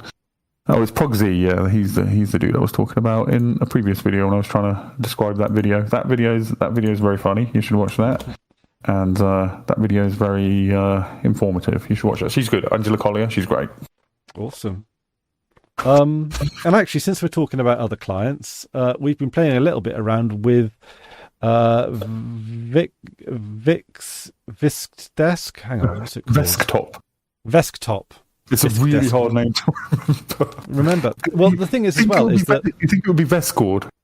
Well, Vescord is like Vescord.dev is like the website, but right. Vesktop is the application or something. Yeah. If I look into it, I go for a way to stream with sound on Discord, basically, weren't we? On Linux. Yeah. We were so close, and but because the C++ library in Debian stable is a little bit out of date, for some reason that just so we tried the Flatpak, but then we had the problem with the Flatpak was like the sandbox almost being too good or something like. Yeah. So we'll get there at some point, but and for me, of course, on Wayland, it all just fucking crashes. You're supposed to be able to in Discord stream, stream with Discord on Wayland, but it has never worked for me. I don't know if a week goes by and you don't talk about your desire to ditch Wayland at this point. Yeah, and there's no benefit for me. If you've got variable refresh rate or some of the other fancy things that it supports that X doesn't, makes sense. You get a benefit from it, but for me, I get no benefit from it, and it's just worse in some ways. Yeah. I mean, it seems to give you a lot of ball ache, but I was wondering. One of the reasons I don't just switch back is like just sort of a reluctant acceptance that it is the future. X is going to, not it's never going to disappear because it's open source, but it's going to become more and more unsupported and less the default. So it's a little bit of acceptance of that. But I mean, you're on X, you're quite happy on X. It's not like missing out on anything. So very happy on X, and the BSDs, the BSDs don't have Wayland. They're going to be with X for a while, aren't they? Yeah, and I know that at some point I'm going to go over to Wayland, but I want it to be pretty solid when I do. I'm certainly like a bare minimum would be as good. Yeah, right. Ideally. I mean, I'm on Debian XFCE, and I know that XFCE have started now the process of getting the ball rolling to get onto Wayland. So, I do you know what? I think I'll move over when XFCE moves over. That's fair. Yeah, that seems to be when it's the default on Debian XFCE. That seems like a good time for me. A lot of Debian should definitely have XFCE as the main distribution, because the Debian stable XFCE people, there's a few of us, and we know exactly what we want, and we get exactly what's their default? I mean, they don't technically have a default, do they? But what's their de jure default? De facto default? It's GNOME, but I think they do actually I think the file name of the ISO is Debian default, maybe. Okay. But I think GNOME does make sense. Yeah, because it is you can't. XFCE you can reconfigure to be completely different, whereas GNOME you've got to use it. Really, you can fiddle with it a little bit, but fundamentally you've got to use it how it's intended to be used. So it's a bit easier to tell people how to do things and stuff. I guess. I mean, KDE. And it's more. I think it's probably familiar for people with coming from any kind of. I mean, it's most similar to a Mac, I think, but it's a familiar. Actually, I would say that. Well, it could be a little bit like mobile too. I think it's like a phone too. Yeah, Like a yeah, Mackie mobile. yeah. If only Macs make mobiles. Whereas XFCE is going to be familiar for anybody coming from Windows 95. Yeah, and anyone like say your standard Debian, Somebody's just been sticking with Windows 95 until something comes along that tempts them away. I mean, my last experience with Windows was Windows 8.1. For me, it was using it myself. It was 7 and not far into 7 when I completely switched. Yeah, no, it was about. I think it was 8.1 when I was dual booting, and then I switched fully. Yeah. But now I can't even think about. Because the thing is, it's like the trouble with Windows and Mac is that they're both like they're online first. Yeah, and yeah. I want to. Even before that, even if we're talking about, what's the high point of Windows, like XP or 7, depending on who you talk to, or 2000. Even comparing to those, like I'm so in love with the way Linux works and the way it does things, and being able to use the terminal and just write bash scripts that do things, and I can just bind them to a key command, and just the freedom to choose my own interface, and just I can't even if Windows were better than it is now, it's not what I want. No, and also like I know I get like disagreement on this, but like Linux to me, like it is the operating system that just works. Yeah, no, in a way that the others don't, right? Like Macs have their place, but the trouble with Macs when I use them for work, I was always coming up against things that you can't do. Not like just Macs won't allow it, like getting sound from the desktop or something like that. Like there are always these weird little edge cases with Mac that's just like, oh, we just don't support that. Oh, we just don't do that. And like sometimes there were workarounds, but it's like everything. If you want to do anything techie with a Mac, there's a hack. You gotta there's or a third party image file you got to get in or something like that. And often paid for. Yeah, often paid for. But Danny was looking for a per application volume thing for Mac. And it's just you can get it, but it's a pay for application that you run essentially. So then it's going to be tied to your Apple account or something, and I don't know. Yeah, I mean most of my work applications were. You can get a lot of open source stuff on. You just download as like a DMG file and install it. You can get KeyPass, like KeyPass XC. You can get Kden Live on on the Mac now. Sure, you can get I think Firefox. You need to get it as a DMG. In fact, to be honest, I don't even bother with the Apple Store. It's useless to me. I just go straight to the websites. Which I don't know if Ghosty on the Discord. He's so I think for gaming. I know he still uses Linux, but for gaming, he's gone back to Windows. And it was that like things kept breaking. Windows is the just works thing. But for me, and I accept that for him. Like I don't care. I'm not judging people for what operating system they use. What works for you. But for me, definitely the other way around. Windows is always the one where I'm like, why is this problem suddenly a thing? How do I fix this? And it's always some archaic like solution. Whereas for me, Linux, I mean, I'm on Arch, which is fragile, and not that I don't have problems, like the Wayland stuff and that, but like if I want to do something, I know how to do it, and it works. Yeah. It's very rare that I come up against problems on Debian, especially if I leave things well enough alone. We had a problem with my and it was something basically it was the kill switch on my VPN was getting irritated by ICE window manager's tendency to hard reset things.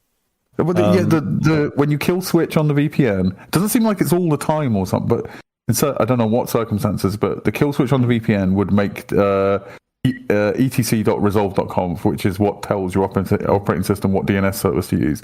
It would make that file immutable.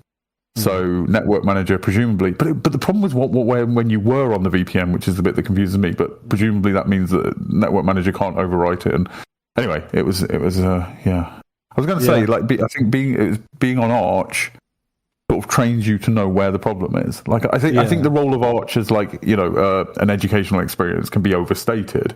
But I do think that sort of manual having to select everything and type things in to set things up It does teach you which bits of the system are responsible for which things, and if you have a problem, it's like, oh, that's going to be with this thing. Absolutely, yeah.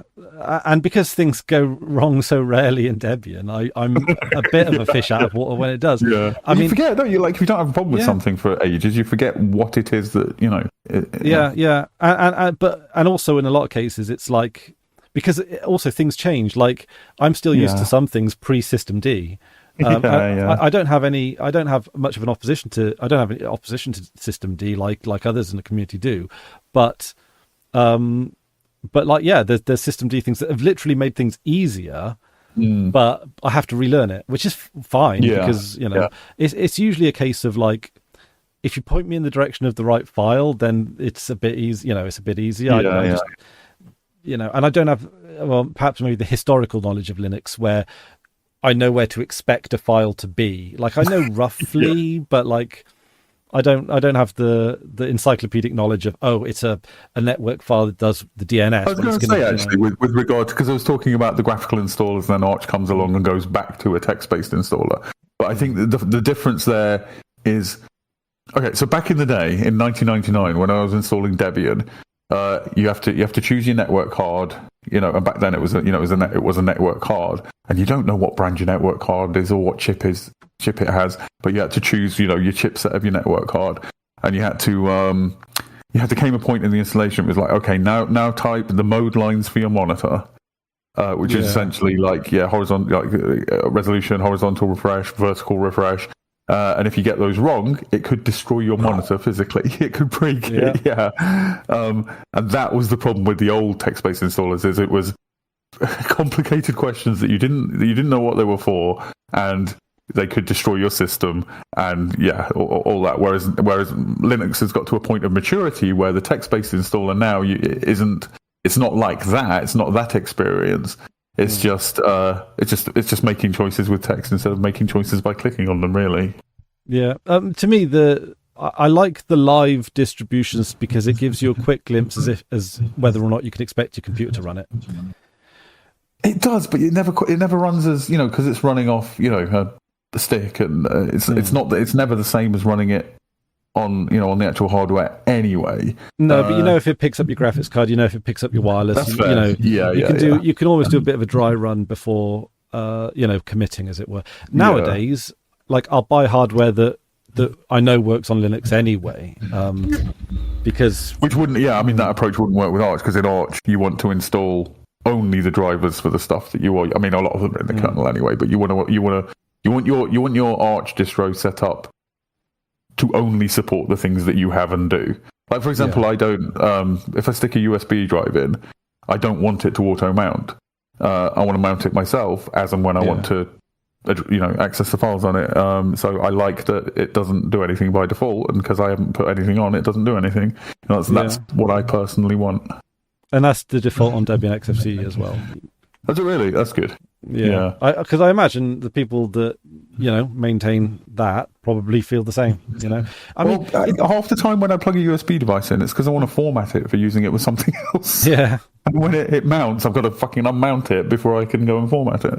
Yeah. And also, I hate, Steam is awful for this. Things that just steal focus. Oh, I know God, that feels a little bit like an old man yells at cloud thing these days. No, I'm 100% on board with that. It's rude. It is rude. Yeah. It's. I mean, I've got a taskbar. I know I know what windows I've got.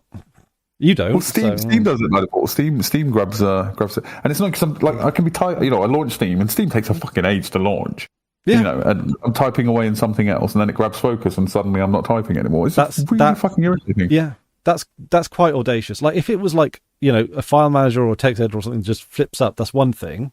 Yeah. But it's like, I do my shortcut key, which is Control Alt and G for games, and then but then I don't even know I've got a shortcut key for it, because it still takes fucking forever to, well, not forever, so long. Like 5 seconds, 10 seconds, and it's two different windows as well. It's one window comes up, and then that window closes, and then different windows up, and they both grab your fucking focus. Luckily, you can do in like window manager, especially in tilers, I can set window rules to prevent it from grabbing focus, which is what I've done. But there's probably a way to do that in like XFC and stuff as well. But what specifically for Steam? I don't know. And Steam is in a different directory than the rest of them. It's in like USR Games or something like, or some. It's in. I don't. Yeah. I'm assuming that there's a good reason for it, but maybe maybe it's messy and maybe it should be just a little bit. I don't know, but because I run the native, I mean, it's not really. It's one of those applications that's not really, even though it's been ported to Linux, it's not really Linux software. It's Windows software running on Linux. Well, yeah. But funnily enough, actually talking about the Linux Just Works thing, how many times have we just fired up an old game and it's just worked well in Proton, and then like someone like Danny who runs Windows is like comes up against issues. Yeah, I mean Flat Out 2 with my niece. I wanted to play Flat Out 2 with my niece. She's on Windows. Wouldn't fucking run. You can Google it, you can find out how to make it run, but on Linux you just press play and it plays, Yeah, there's a few games where it's generally considered like you have to install the fan-made patch for it to get it to work. Yeah. And I think Vampire the Masquerade, I don't even know if that works on modern systems unless you have the patch. Everyone plays it with the patch. The patch does work on Linux, but it's not essential. You can run just the standard base game on Linux. It's a buggy masterpiece, so you do want, in probably many other ways, but there's so many games you can just... Essentially, Wine is the most stable Windows API in existence. Who'd have thought? Like, I remember getting freaking Morrowind and Deus Ex to run, through Wine, and I was dealing with out of like aspect ratios that weren't stretch or and I was like, what, I'm just grateful. I'm grateful that even if I have to play on a 4:3 resolution on a 16:9 monitor, that's fine. When I first because when I was dual booting for a long time, and dual booting was but essentially running Linux most of the time and then going to Windows for gaming occasionally. And then I think it was a bit before Steam came to Linux that I made the complete switch. I was like, fuck it, I don't care about gaming that much. I'm just going to go 100% to Linux. And in that, there was a point for a few years where I had essentially 3 games that I could play on Linux. Discounting all the open source stuff that always runs, of course. Yeah, I had 3 games that ran on Linux, and it was fine. Not ideal, obviously. I'm not saying I want to go back to that, but within 5 or 10 years, Valve came along and sorted it all out for us. I kind of do want to go back to that. It's amazing looking back. You want to go back to the limited choice? Because at the moment, nowadays, in practice, day-to-day stuff, does it matter if you run Windows, Mac, or Linux when it comes to most things? No. The job gets done. The thing is, I liked it when a game was an event, and it's like, Borderlands 2 is coming to Linux. That's great, and I would never have played Borderlands 2 if it wasn't for it coming to Linux, as it made me play games I wouldn't usually play, and that is nice. I think there's something to be said for having a more limited choice. Of course, this abundance is amazing, but it is that we've talked about it. We've talked about it in many places, including in the Discord. But when I was little and I had my C64 or my Atari ST.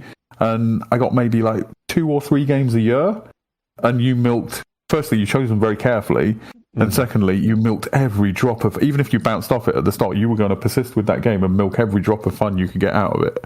Yeah. And whereas now, I'll go, that game looks good, install it.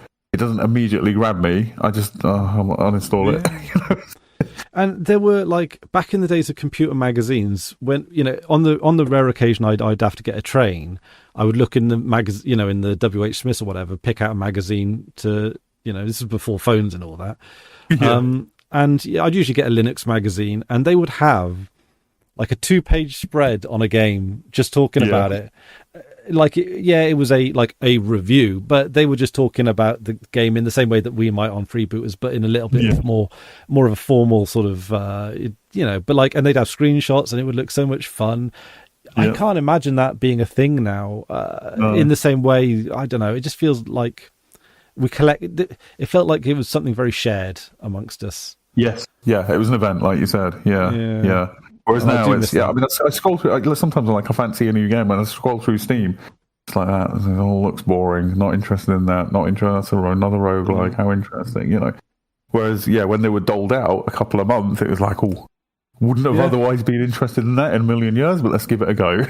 Yeah, it's see, that's the thing. Like I forgive the Protestant work ethic coming through a little bit, but when things are, free and in abundance, it is so much easier to take them for granted. And there's something to that, and it's difficult to say. You don't want to say like, let's go back to, to 3 games a month or whatever, if that. But maybe something can change in terms of how we approach it, but I do. Yeah, something has to change. I meant, this came up. Like, I've got a very weak graphics card now. My decent, my GTX 1070 blew up. I've got no money, so I had to buy a very cheap AMD graphics card, and it won't run a lot of games. And that for some reason that's nice. Firstly, I'm freed up, because when the AAA games came out and everybody was excited about them, I wasn't really. I still felt some like, oh, maybe I'm missing out. Maybe I should be playing this. It never did fulfill me, and now I can just go, yep, that's not for me. I can concentrate on the games that I can seek out games that will run well on this computer, and having your choice be restricted a bit. Yeah. It's nice for some reason. It inspires thoughtfulness, I guess. I mean, I've got, I don't even know if it is a downgrade. It feels like a downgrade when I got a mini PC. I'm not a hardware person. I'm fine. I'd rather have just a mini PC. And so I'm in that mindset of like games that I play and buy, they're going to be on the lower end. And I've got to be honest, I haven't missed the high end games. No, not at all. Flatout 2 is my favourite racing game of all time. I'm sure there's a point for both of us when I used to care. I used to want an up to date, high performance system. I enjoyed building it. I enjoyed purchasing the components and then assembling them. I think I've just done it enough times now that I want the easy life. Next, when this thing finally gives up the ghost, I'm gonna get one of your mini PC things, put it on the desk. It works great. I can play what I can play, and I can't play what I can't play. Not fussed. Yeah, there's a few newer versions of the B-Link out now since when I bought this, and they look really lovely. In terms of the thing that I like the most about them is that they're focusing on making them quiet. That's the next iteration of these. Is it a small company, B-Link? I mean, they seem to come out quite near the top of search engines. Yeah, but I think they've risen to prominence in those kind of machines. Yeah, absolutely, and rightfully so, because it's just a super Linux box. And I mean, you could use it you could use it as a server box or all sorts of things. You can. They're generally AMD CPUs with an APU, right? That's generally what we're talking about here. So they're a decent, never top end, but a decent-ish onboard GPU basically. I think they do an Intel line of sorts. Oh, Intel as well. Okay. Yeah, but I mean, if you want an integrated GPU, you want AMD because they're far more powerful than the Intel ones. Yeah, and to be honest, I've managed to, even though I consider this to be a low-end PC, I've managed to play the latest Hitman games, the high fidelity ones. Yeah. On I had to I think low graphics, and maybe I'm getting about 30 FPS. So I can play it. Now I used to whenever I started a new game, particularly one that was fairly graphically high fidelity. I'd spend half an hour to an hour just like configuring, tweaking to get that the best frame rate at the best graphical fidelity. Now if I open a game and it doesn't run smoothly, I just drop it down to minimum and play it, and I don't give a shit. I don't care one iota now. I think that's starting to rub off on me a little bit, because I was playing golf with with the folks in the room, and I was looking whilst I'd finished a hole excellently, as I often do, and I was waiting for everyone else to catch up. So I had to flick through the settings menu, and there were things like, and I had that in your head when you last told me about that, and it was like draw distance of the foliage. I'm like, yes. Why the fuck do it? All right, well, I'll just turn off the foliage, like the background decoration-y kind of stuff. It's like, okay, I'd quite like the stuff that I'm actually interacting with to maybe be decent textures or something. But it's like, well, okay, and then it's like, well, shadows. I could have low quality shadows. They're shadows, aren't they? I just need the essence of a shadow. I don't. It doesn't need to be most of this stuff. Like you'd only notice if you were looking for it. The low res shadows is. It's a golf ball. You're only glancing at things. You're not like I don't know. So I had the texture. I kept the textures on high because that's. But I had I had like the lower anti-aliasing. I had lower filtering. Lower levels of filtering. And I can't even remember if I put an FPS limiter on it, just because then I'm not an FPS like fiend, right? Like I don't need a particularly high FPS. I'm happy at 30. 60 is excellent for me. So I have sometimes capped games. I cap Project Zomboid at 30, and I cap Golf with Your Friends at about 60 if I am capping it. And the only reason for that is just to like basically make my computer last longer.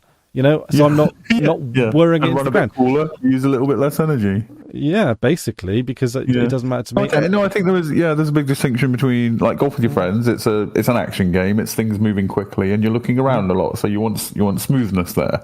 Project Zomboid, it's isometric. It's not turn based or anything, but it's got more of that feel. So 30 frames a second. Who cares? Perfectly fine.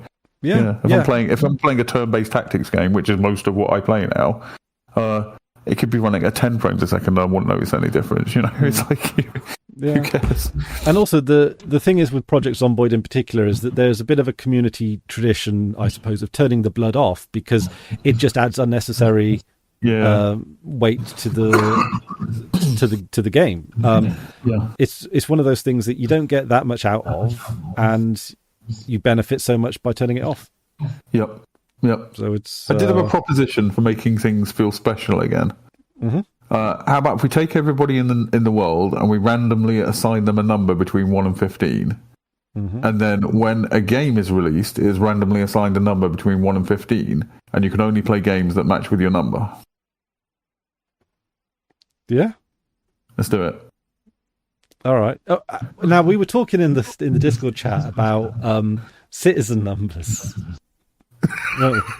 Which was very, if you want to work out, so basically it's the idea of what we got there from domain names. We were talking about because my domain name for my website came up for renewal. I'm not particularly attached to it. I used to have friendo.monster. When that came up for renewal, it was cheaper to just get a different one rather than renew. And because I don't, it doesn't matter what my domain name is, I went to a different one. And then we were talking about, well, why not just have IP addresses? Really, like how often do you type it's links. So at this point, why not just go back to IP addresses? And then somebody suggested like we should be assigned a handful of domain names at birth, and then those are the ones you get to use, and and then it came on to like using what was it like epoch time as So basically, and I'd be interested to see how this would pan out if it was ever tried out. But it's your birth date and time to the millisecond on Unix time, which is was it January 1st, 1970? I believe so, yeah. It's so basically the clock starts at 0 on January 1st, 1970, and it just counts upwards in seconds from that. Not upwards in seconds, upwards in is milliseconds like the smallest increment of Unix time or something? I think it's seconds. I think just the default, I assume you can go to milliseconds if you want to, but I think the default epoch Unix timestamp is it's just seconds since that point, yeah. But what's the chances of someone being born? I mean, you wouldn't necessarily. It would be, I suppose, maybe the when the doctors say you declare you're born or something, right? Yeah, I think it would have to be something other than because there's going to be many cases with babies born in the same second, especially Yeah, but how many babies born in the same millisecond? So what you can? Okay, so it came up in a game of can't remember the name of the game. It came up in a game. It's something. I think it's around about 100 babies born a minute. Okay. So you're going to get second collisions. But maybe rather than going down to milliseconds or whatever, it could just be like so your epoch time plus like a 3-character random string, like a number plate. Yeah, exactly. Could it be? Oh, could it be the hospital, or like a reference to the hospital? Or, I don't know. You're starting to get a lot. How about okay? We take the 200 most popular names in the world, mm-hmm. and you just get randomly assigned one of those, as well as your epoch time. Along with your epoch time. Along with your epoch time. Yeah. So your epoch time is like your surname, and then the randomly, and we don't care about gender. We just have the top 200 names, and you just get one. Okay. Yeah. There's going to be a lot of like Mohammed's and Kim's. Popular name. I don't even know what a popular name in China is. A first name, a given name. Oh no, first name. Yeah, Kim. Isn't Kim? Or is that's a surname? That's a surname in Korea. I think is a popular surname in Korea. I've heard a few people called it.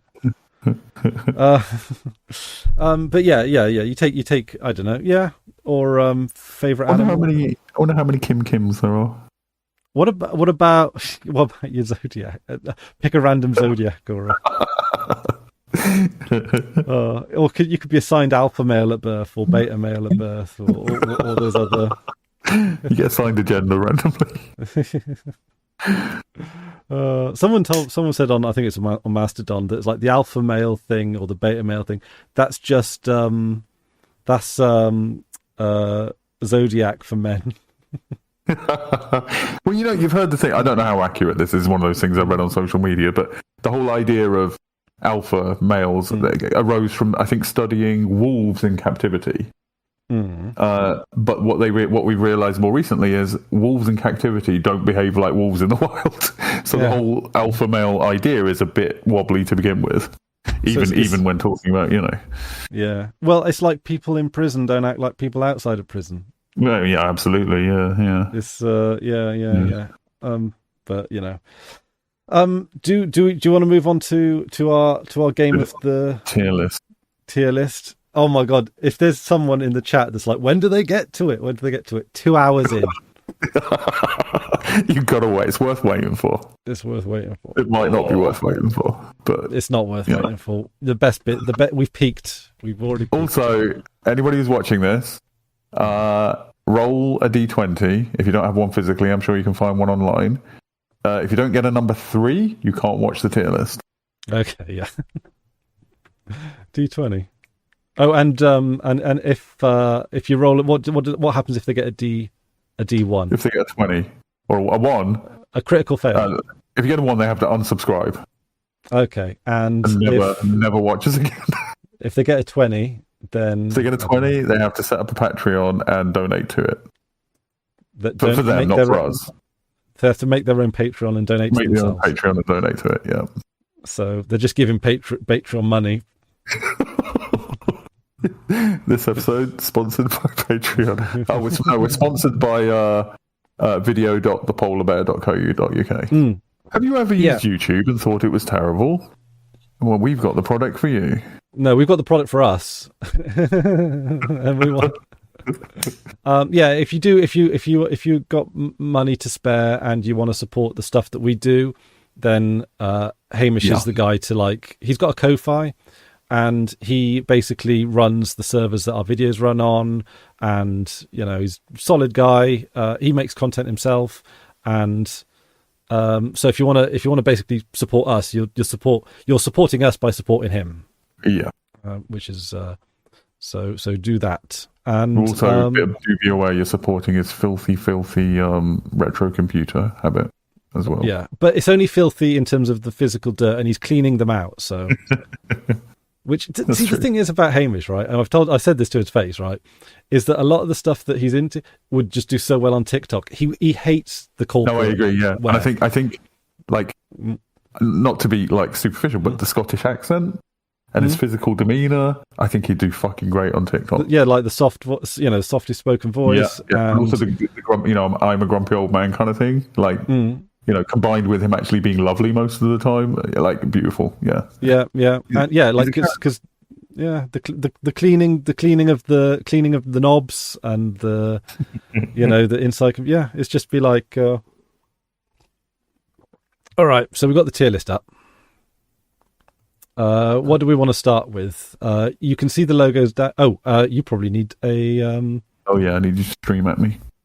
Right, okay. I'm going to completely botch up now. Okay, let's watch me mess this up. Right. Okay. So I'm going to go to right, and then I do a screen share, and then I go to create the Linux tier list like that. Now that's just messed me up now. Well, how am I going to do this? If I go to yeah, like it okay. Well, Right. Okay. What I'm going to do you switch is go on. I was going to say, can you just switch OBS over to this Discord window? so if I do that, it doesn't stream in the little window. It says your stream is right. I don't. We'll just switch OBS just over to the tier list for now. Forget about the cameras while we're doing this. Unless it's easy. Oh, hang on a minute. I think. Are you sure? Unchecking show my screen doesn't end your stream. Da da da da. Oh, hang on a minute. That doesn't do. It's. Hang on a minute. Okay. What I can do then. This is just going to be a mess. Right. Okay. Okay. This is gonna look really weird for a few seconds until it doesn't. While you're sorting this, I'll quickly go for a piss, so I'm fully empty bladdered for this. Good thinking. For our vitriol. Okay. Okay, this is gonna look weird for a second. But then I can just do this and this. Okay, excellent.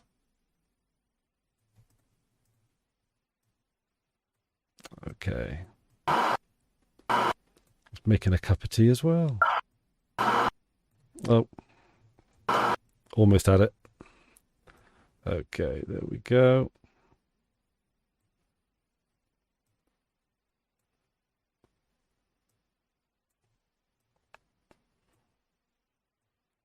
Perfect. Perfect. Look at this. Professionalism. Okay. So it's done by logo. So this is a tier list. I don't know if those of you at home are familiar with what a tier list is, but basically we're going to look at a bunch of the most sort of recognizable Linux distributions, and we're going to put them in a list that goes from S, which is basically A star, A, B, C, D, F, and there's a bottom one, never tried. So, okay, so I just gave a rundown of the basics. You can see the stream, okay?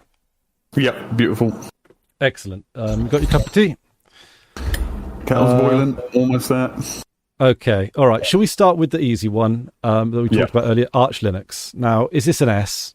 It's S tier, isn't it? It's S tier. If for the kind of person it's designed for, it's the perfect distribution.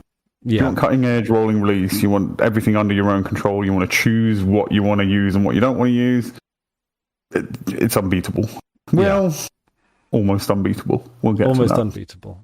I'm also going to say, should we put Debian into S as well for the same reasons? Same. Yeah, for the other end of the spectrum, if you just don't want to worry about it, don't care whether it's up to date, just want it to fucking work and stay working. S tier. Yeah. And also, I think it's worth bearing in mind, both of those work well on the server. But again, opposite ends of the spectrum. But a lot of people, particularly people that play games, really like Arch. Partly because with Arch, I don't know if you necessarily want to run a server on Arch for like 10 or 20 years, but if you want to spin up one for a couple of years, or, for a period of time that you're just playing a game for, then that's absolutely, super useful. For servers, the argument against Arch is an update can potentially break it. But the argument for Arch is you're never going to have to reinstall. I think you were going to ask me earlier what's the last time I nuked and paved on this machine, right? Yeah. I've never. I installed Arch when I bought it, and I've never had to reinstall because with Arch you don't really need to. So you can switch back to X without having to nuke and pave? Oh yeah. Oh, okay. I mean, you can do that on any distro. It's just that with Arch, it's more sort of obvious that is or expected behaviour, perhaps. I I think something you can get on, say you're on Ubuntu. This definitely happened back in the day. You're on Ubuntu, and you're like, I'm going to try Kubuntu, which you can just install. You can install a package which essentially converts your Arch to Kubuntu, and then you're like, oh, I don't think I like Kubuntu. I'll uninstall the Kubuntu stuff. But then your splash screen is still KDE. It's like your splash screen will be KDE, your login will be GNOME, and then your icons will be KDE, and your pointer will be, it's all mixed up. You don't get that kind of thing on Arch. No, and you don't get that thing with also like window managers so much as well. No. Which is what I quite like. You know where you stand with them. On that note, shall we have a look at Ubuntu, because this is going to be one. This is a tricky one, right? Because are we talking about Ubuntu today, or are we talking about Ubuntu when it was like making waves? I'm gonna start by saying so for me it can't be S tier if it's a corporate distro. Okay, yeah, no, I agree with that. Because it's not for me. I mentioned this on Feddy the other day. If it's not run by a community, it's not really open source, because it's part of the point of open source is the primary and kind of only concern is making this the best possible software for the users. Yeah. If a corporation's in control of it, then profit is part of the equation. So if they get more profit by making it a bit worse for users, they will do that. But respect to what Canonical did with Ubuntu back in the day, when we've talked about it before. You installed SUSE back in the day, and there was like 9 million text editors, 9 million hex editors, 9 million word processors, 9 million, and Ubuntu came along and said, how about we just have one of each? We pick one, and that's the one you get. You can install the others if you want, but by default, we just have one of everything. And I think that was huge. That was huge for Linux. And also, they did a great job popularizing Linux. Whenever anybody talked about Linux on the media, it was Ubuntu. Like, it actually got it a bit of recognition. So they've done a lot of good. They've also done a lot of stupid things, which there's no point going into. Snaps is the big one for me. Sorry, what is? Snaps. Snaps, yeah. I think everything else is forgivable apart from Snaps, if I'm honest. I mean, there was a thing where they were advertising to you in the overlay. I can't remember what it's called, but there was an overlay where they had it was sending data to Amazon, or it was doing adverts, or something dodgy like that. It had a thing with see, again, that's definitely a mark against it, but they weren't doing that with Kubuntu. They weren't doing that with the spin-offs. But the spin-offs now have to walk in lockstep with Snap. So okay. For me, the things against Ubuntu is Unity being a thing that they were working in-house rather than just working with GNOME or something. That was kind of stupid. Yeah. There's something I'm forgetting. There was they request for Ubuntu projects, they require copyright assignment, which I'm fine with if it's the GNU project, because again, they're not run by a corporation, but I'm not okay giving a corporation, copyright to the code. That's no, fuck off. And some others that I forget. I would say B is fair, but what's your argument? I mean, B, I guess, if snaps weren't a fundamental part of the equation, it would be A. The more I think about snaps, the more I want to drop it down to C, but I can't, because they've done a lot. Yeah, and I certainly wouldn't. I don't think there's any circumstance where I'd recommend Ubuntu to somebody now. I don't think of snaps as open source because they're not. No, because they're not. Yeah. Also, again, it's another insisting on doing it in house rather than just contribute to Flatpak. Yeah. Have your own Flatpak like repository or whatever you call it with Flatpaks. Fine, but just why have two of the same thing? So bouncing off of Ubuntu, we've got, let's do KDE Neon. How familiar are you with KDE on Neon? I've never used it, and I'm only vaguely familiar. What's it based on? I know it's a KDE spin, obviously. It's an Ubuntu LTS base with a KDE up-to-date. Now, are we going to do all of the Ubuntu but something? Because as far as I'm concerned, that's Ubuntu. Okay. But it's not. It's Ubuntu that hasn't done all the good that Ubuntu's done. To me, that's a pointless. Unless I'm missing something. I've not used it. I'm not particularly familiar with it, but I don't see the point. Okay. Maybe it's worth dropping it down to a C then, because basically it's showcasing. Like what's the sell? It's a showcase for KDE. It's the latest and greatest KDE. Is it put out by KDE? I think so. Yeah, I think it. But why not just install KDE on your whatever distro you're using and have a look at Well, KDE? a lot of people. I mean, Arch gets you almost pretty close. Now I'll do KDE now. I'm just going to quickly look them up to see. I want to know if they do snaps. Oh, they're on Telegram. Straight from KDE. More than ever, people want cutting edge. Yada yada yada. Try it on shells. That's interesting.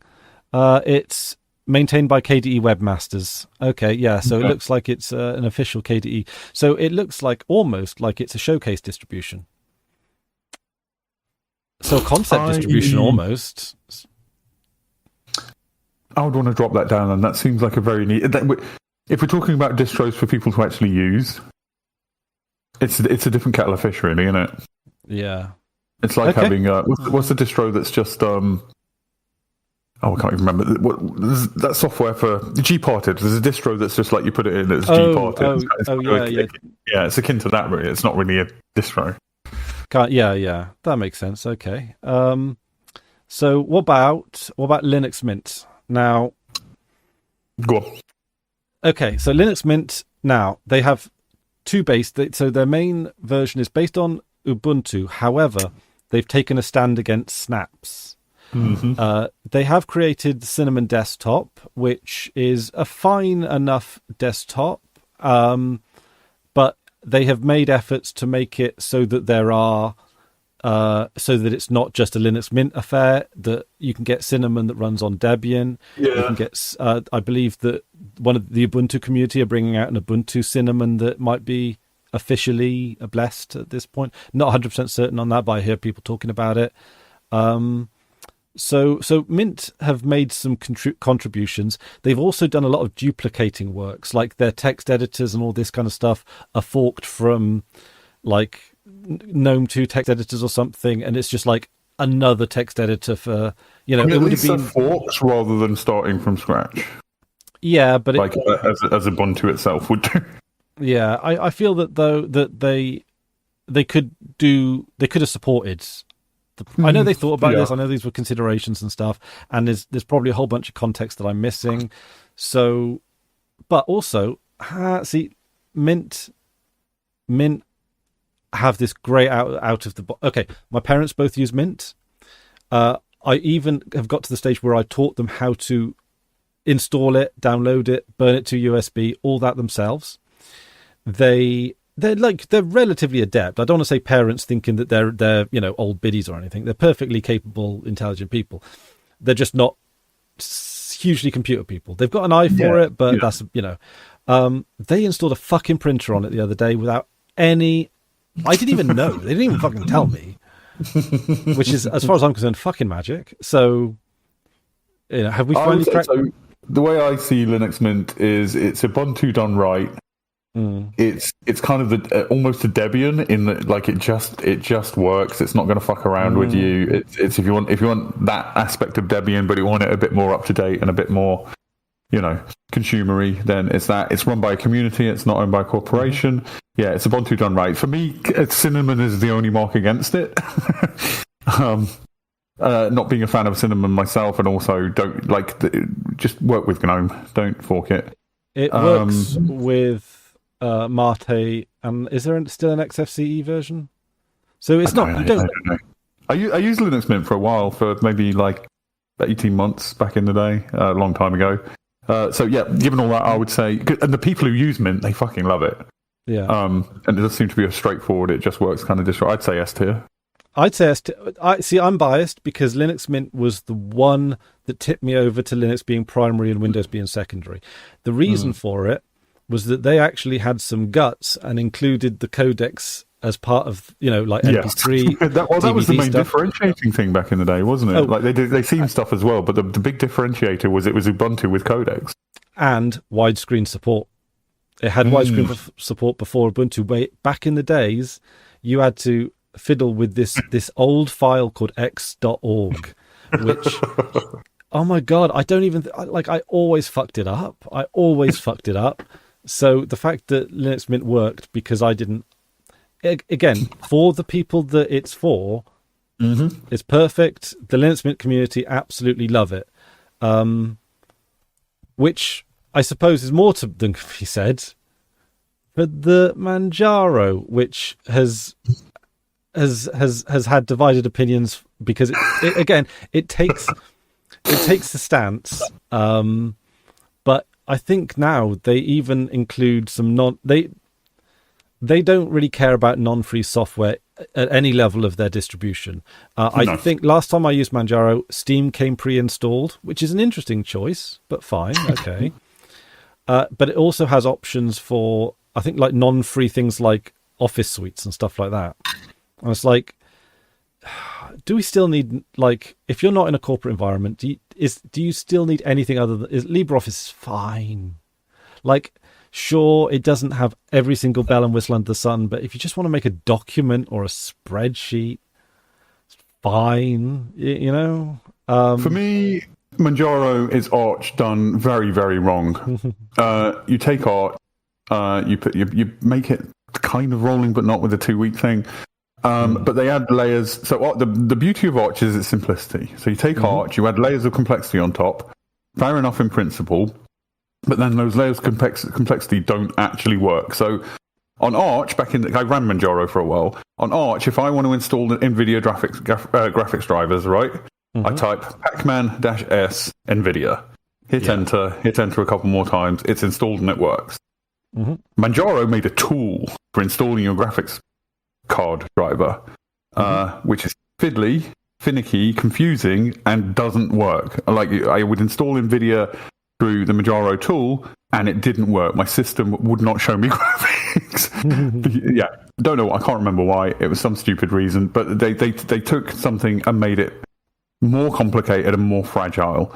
And I think when people criticize Arch and say, it's fragile, it can break, it breaks when you update, that's not really been my experience with Arch, but that was very much my experience on Manjaro.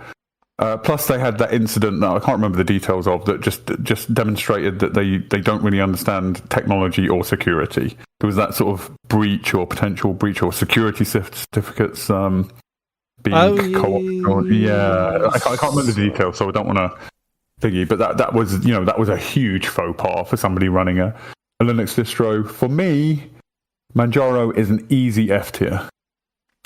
If somebody was thinking about running Manjaro, I would warn them against it. I don't think anybody should run Manjaro. You're just creating problems for yourself. I have a better experience with Manjaro. I switched to Manjaro because I bought a relatively new graphics card at the time, GTX 970 or something like that. Yeah. And Ubuntu didn't support it. I don't know if I had much luck with the PPA, which was the thing that you'd use at the time. Manjaro supported it out of the box. It was easy to install. One of the things I did like about Manjaro back in the day is, first off, it comes with XFCE, a nice XFCE out of the box desktop, and it is the easiest to get from Nuke and Pave install to up and running. It's the quickest. I think that's when I first installed Manjaro, I had a good experience with it. It was over time that it's the thing. Everything that it does on top of Arch is worse and fragile. That's my problem with it. And over time, that becomes evident. And when you break something on Manjaro, or when something breaks on Manjaro, it's virtually impossible to fix. Whereas on Arch, it's always trivial to fix. I have had updates on Manjaro that have just given me the grub menu. And that was supposed to be the guarantee with the 2-week delay to the rolling. The guarantee was supposed to be that wouldn't happen on Manjaro, but it happened more on Manjaro than it happened on Arch. Yeah, sometimes it was because of course it wasn't. It was sometimes versions would get out of things, that dependency versions would get out of sync. Yeah, in a way that's exactly the way they were claiming to curate it. That's exactly what shouldn't have happened.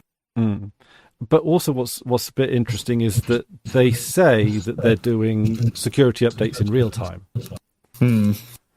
So that feels like a really weird, complicated way of doing it. One of the things I did like in terms of thinking of it as Arch with training wheels is that they had a kernel select manager, like a GUI kernel manager. And for someone when at the time that I wasn't super familiar with kernels and how they worked and all that kind of stuff and the difference between different kernels, it allowed me to switch between kernels relatively trivially and in a way that was like good for. But again, if you're the kind of person who needs a GUI to change kernels, then I don't think you're the kind of person who should be on a distro where you need to change kernels to solve problems.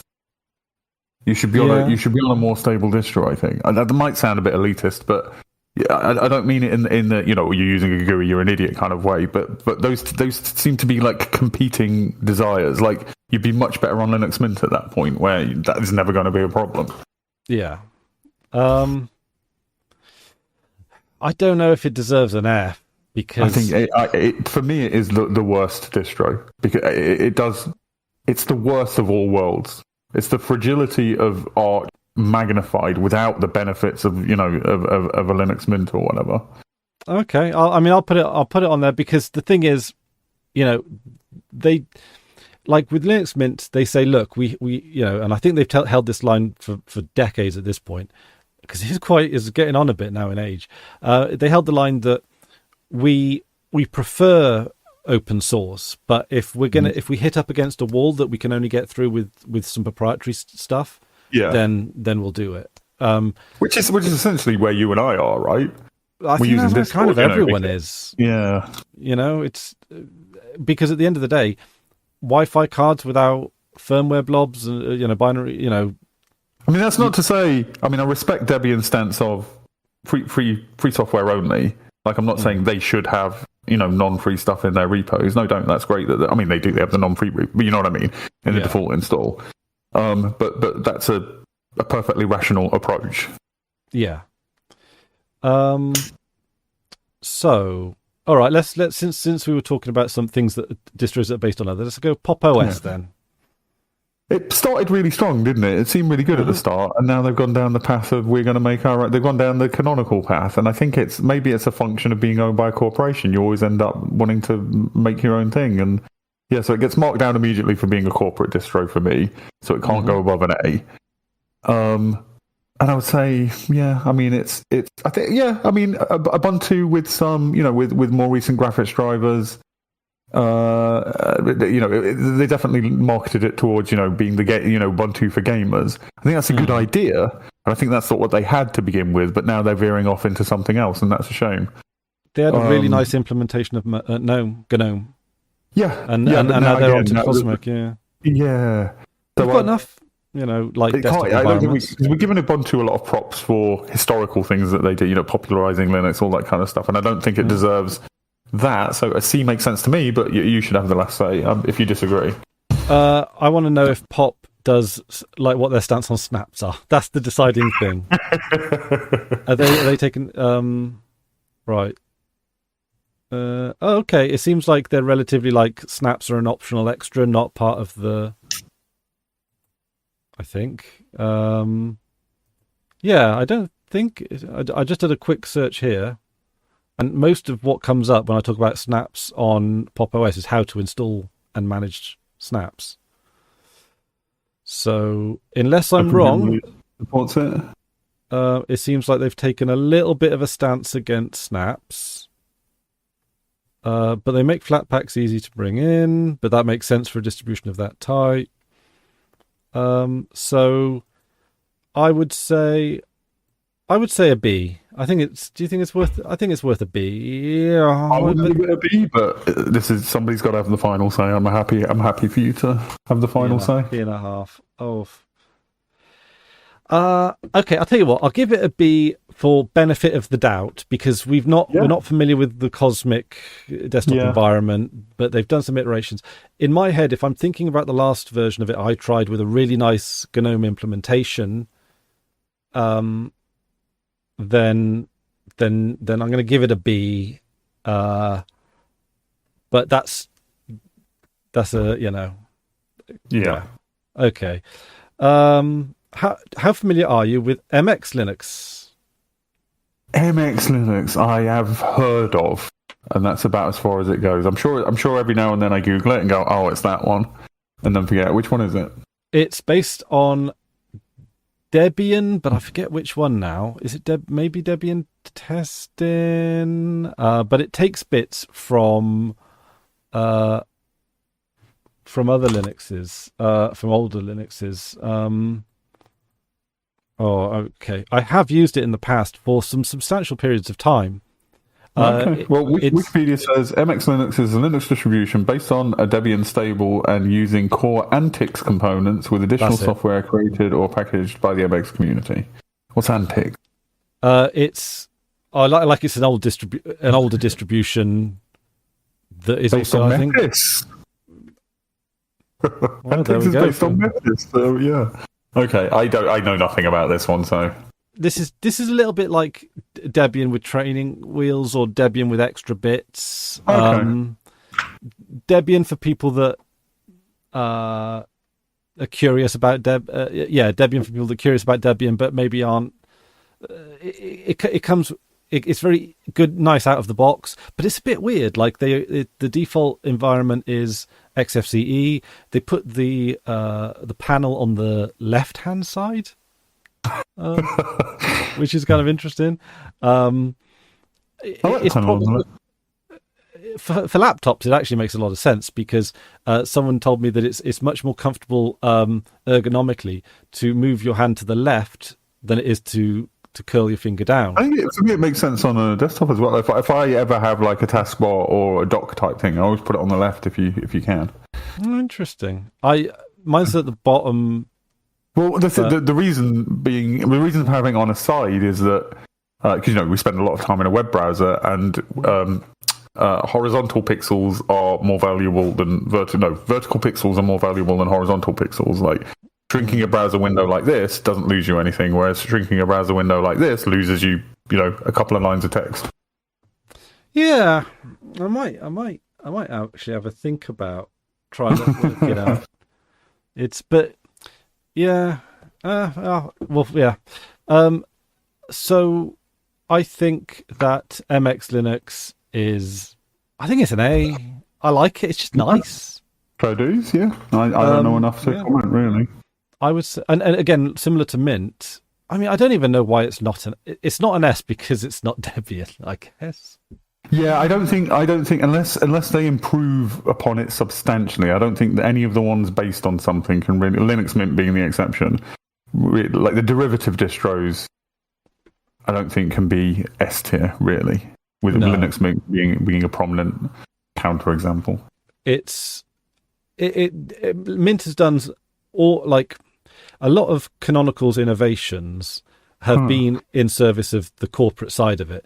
Yeah, almost all of Mint's improvements they've all been to the benefit of the community and the user base. I mean, it's fundamental. It's a de-shitified Ubuntu. Yes. Yeah. Okay, let's do OpenSUSE. This is ominously not talked about on this channel because I don't think either of us really know much about it. Really.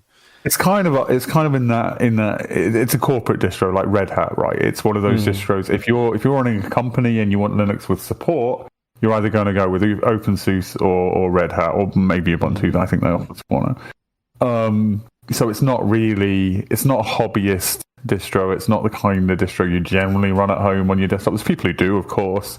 It's got Yast, which I remember wrestling with back in the day. I mean, really, I have tried OpenSUSE now and then over the years, but my only significant time spent with it was probably in around like 2001 or 2.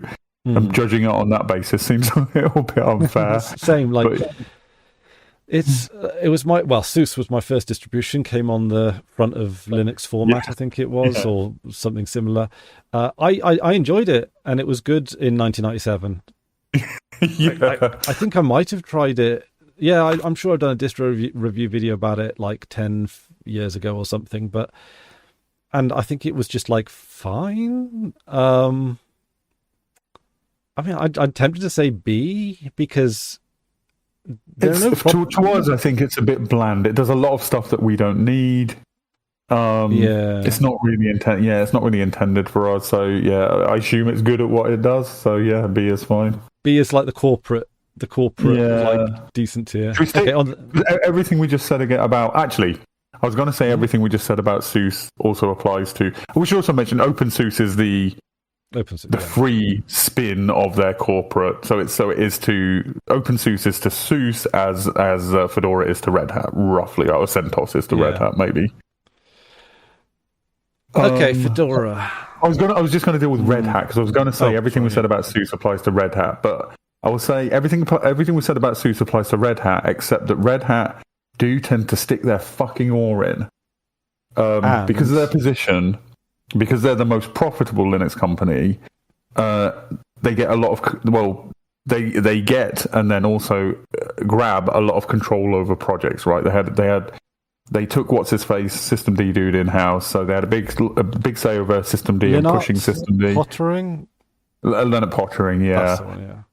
Same for like GNOME. They're kind of de facto in control of GNOME, and they direct its. GNOME is really because they make software for servers and they make software for workstations. And for the workstations, they want a standard desktop that you can't really fuck around with that works the same way, so that companies can make documentation as to how to do things, right? Mm-hmm. And that's why GNOME is as locked down as it is. So for me. And it's corporate, obviously. They're a little bit evil. I think they use by IBM. They use their. Of course, they're owned by IBM now. Yeah, which are actually a legit evil corporation. I'm going to Google this, but are they not the company that developed the numbering tattoo system or whatever it was, or like? For Auschwitz No, they sold computers to the Nazis as well. Yeah, for when I say computer, rudimentary computers, obviously, for cataloging the people they were genociding and stuff. Yeah, I mean, a lot of companies did business with the Nazis. The Coca-Cola famously did business with the Nazis. Hugo Boss. To expect a capitalist corporation to not do that is to not understand capitalism, I think. Oh, there's a book called IBM and the Holocaust by Edwin Black, and there's a Wikipedia article about it. Yep. Putting the Holocaust aside, I kind of have a little bit of respect for IBM because it's, we were talking about something the other day related to this. That's a soundbite, isn't it? Putting the Holocaust aside. Okay. They are at least openly evil. They don't pretend to be anything else. They don't pretend, we're fluffy, we're your friend, we're arm around you, like Google and Apple, and they're not like that. They're like, we're fucking evil. You want us to do evil for you? We'll fucking do it. Toshoazu needs kicking. And to be fair, in my opinion, they do business better than Canonical. They're a better business. They're better at their job than Canonical because they had a hell of a running start. Yeah, well, yeah. But Red Hat itself, I don't like the undue influence they exert over software projects that is not in the user's interests. So I want to see them knocked down to a C personally. But again, I think you should have final say. I don't think we can knock them down to a C without knocking Canonical down to a C. But Canonical did do so much good in opening things up, which Red Hat's never been. Because Canonical was, at the start, Canonical was like, we want to see a computer in every classroom in Africa. That they had all these lofty they didn't follow through on it, but they had all these lofty ideals. It was very consumer focused, whereas Red Hat was corporate. Red Hat is not interested in the consumer desktop, right? No, I'm not. Yeah, I'm not pretending that certainly that they are. They give a lot of people in the community jobs.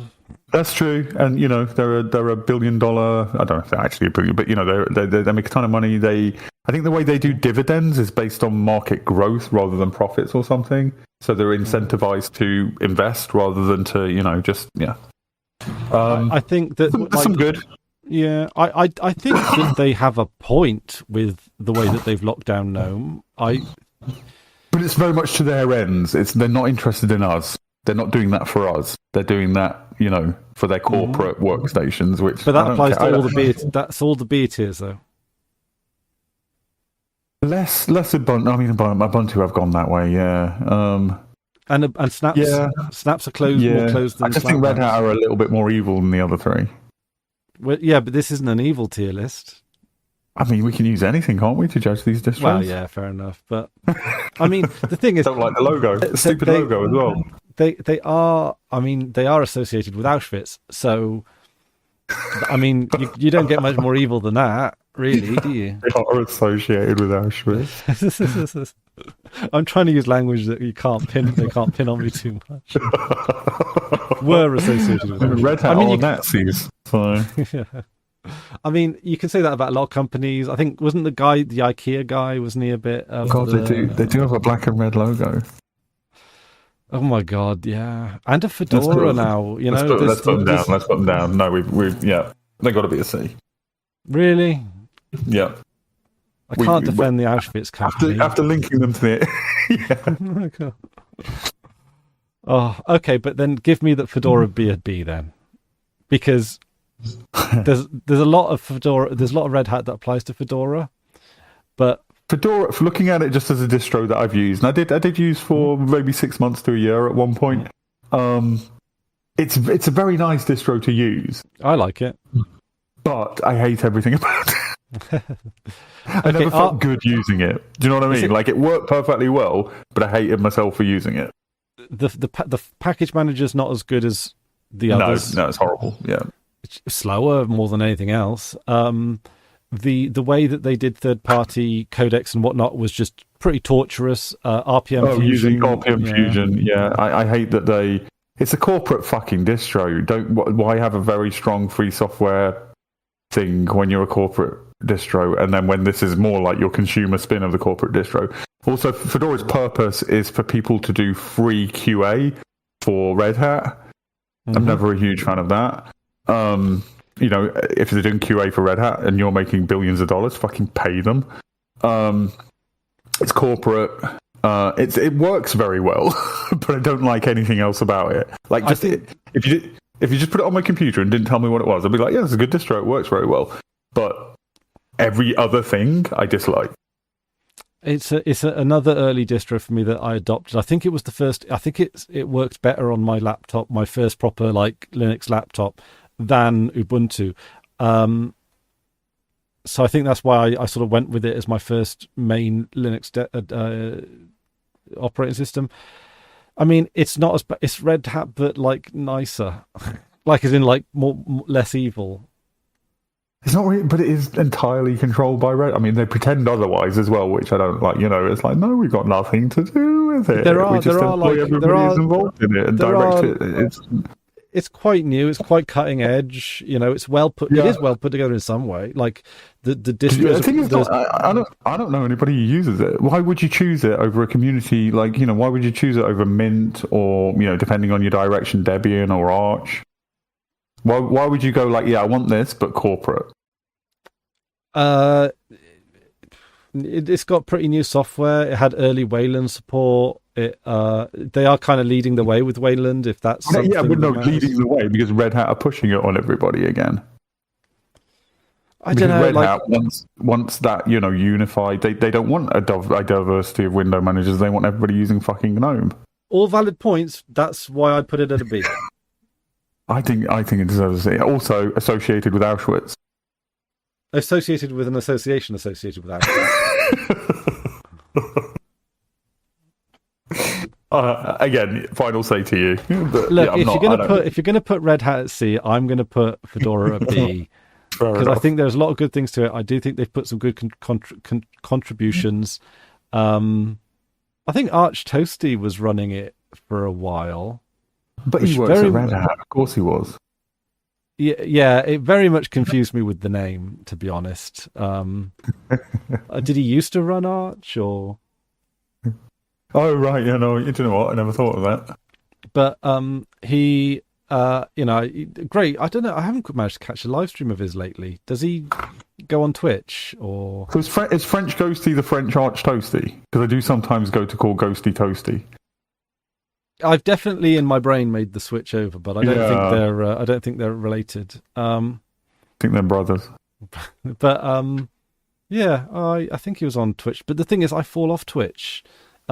It's so many adverts on there. It's just horrible interface. There's loads of people I like on Twitch, and I just don't ever catch them because the email notifications, and also you have to be there at like the exact right time.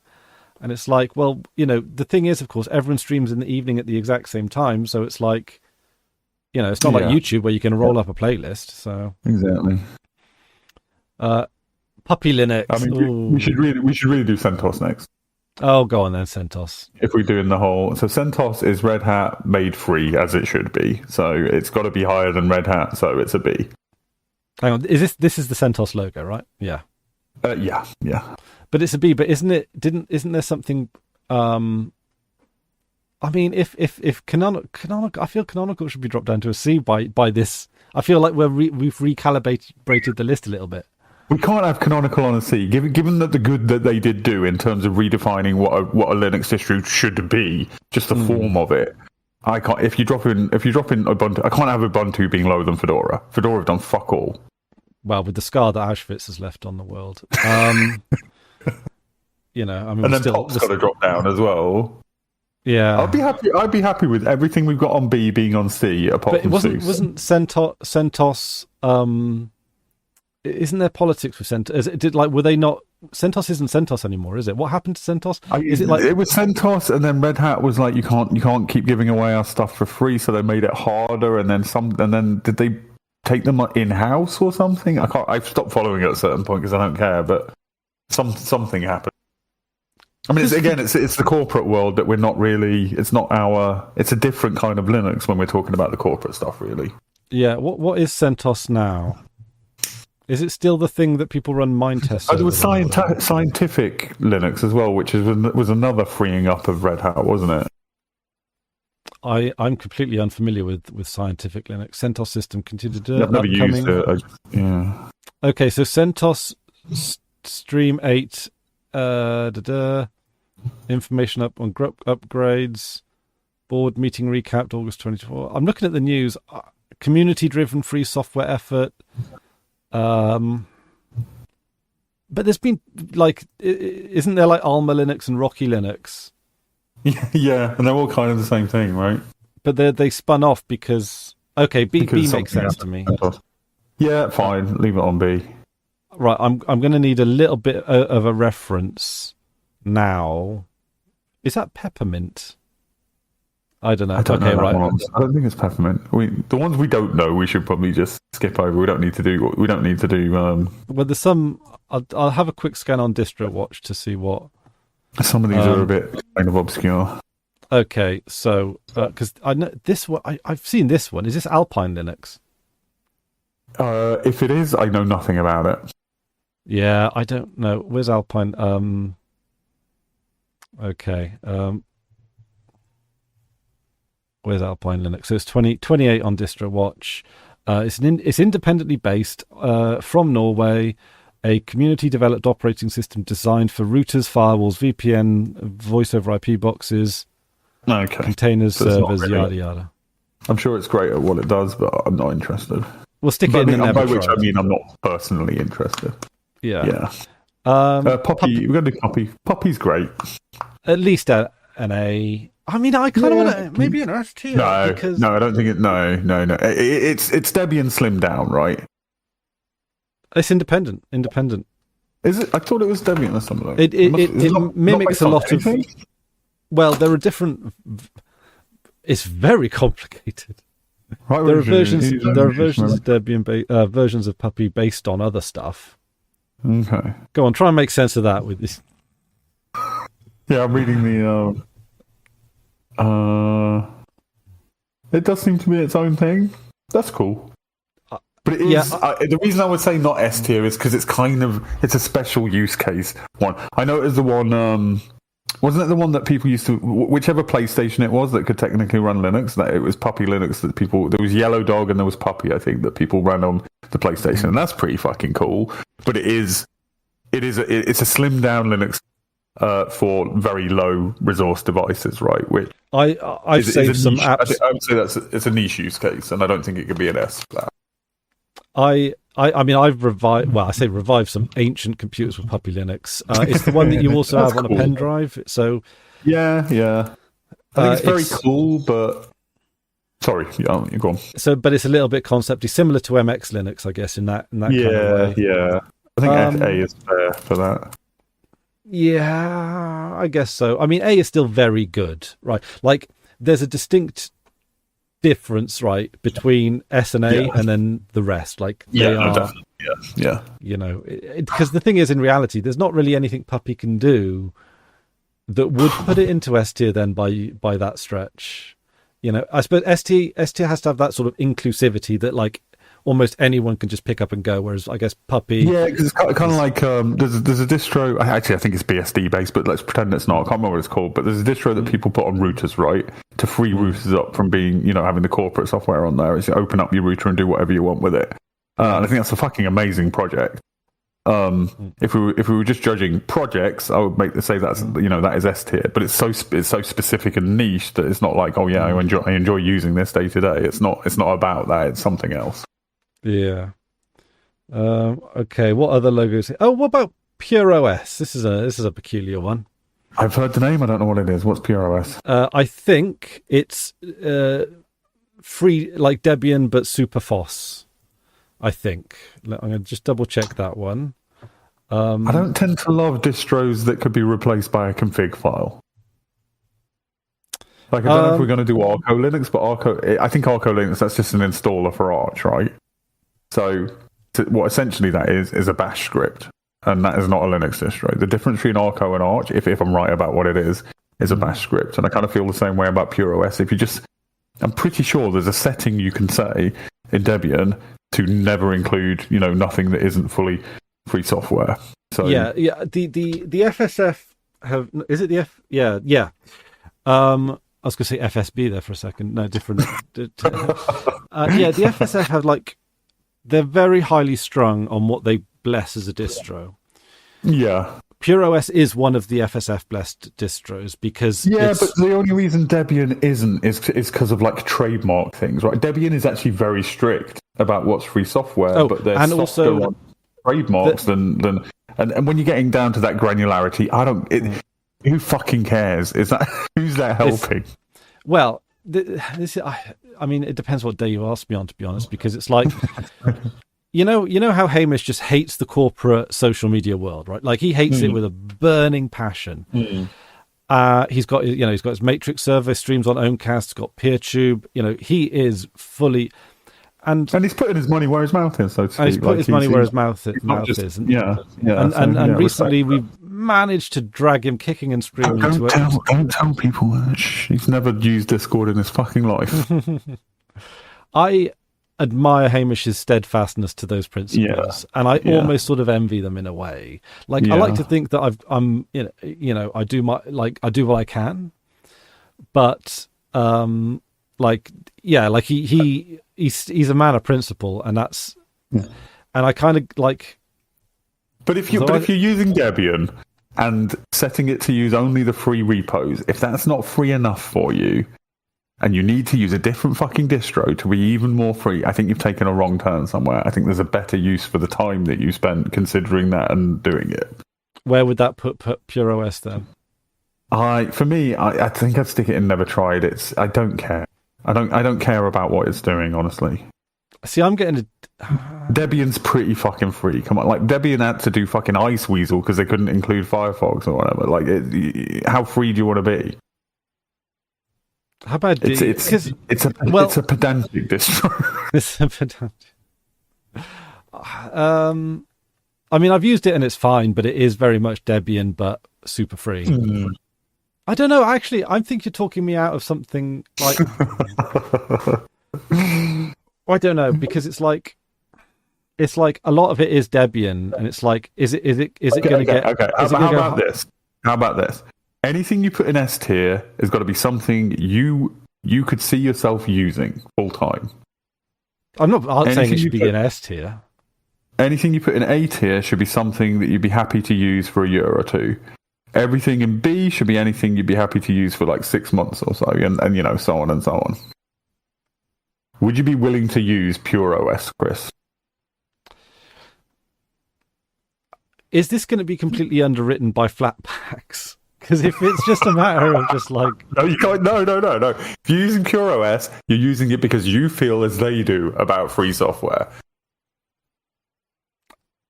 And this is my main OS. I'm not using anything else. I mean, that's just a framing device, just to say, like, if you're rating it that highly, like, would you be? I mean, I'm not saying this should be like the be all and end all of how we judge it or anything, but like, you're talking it up, but would you use it?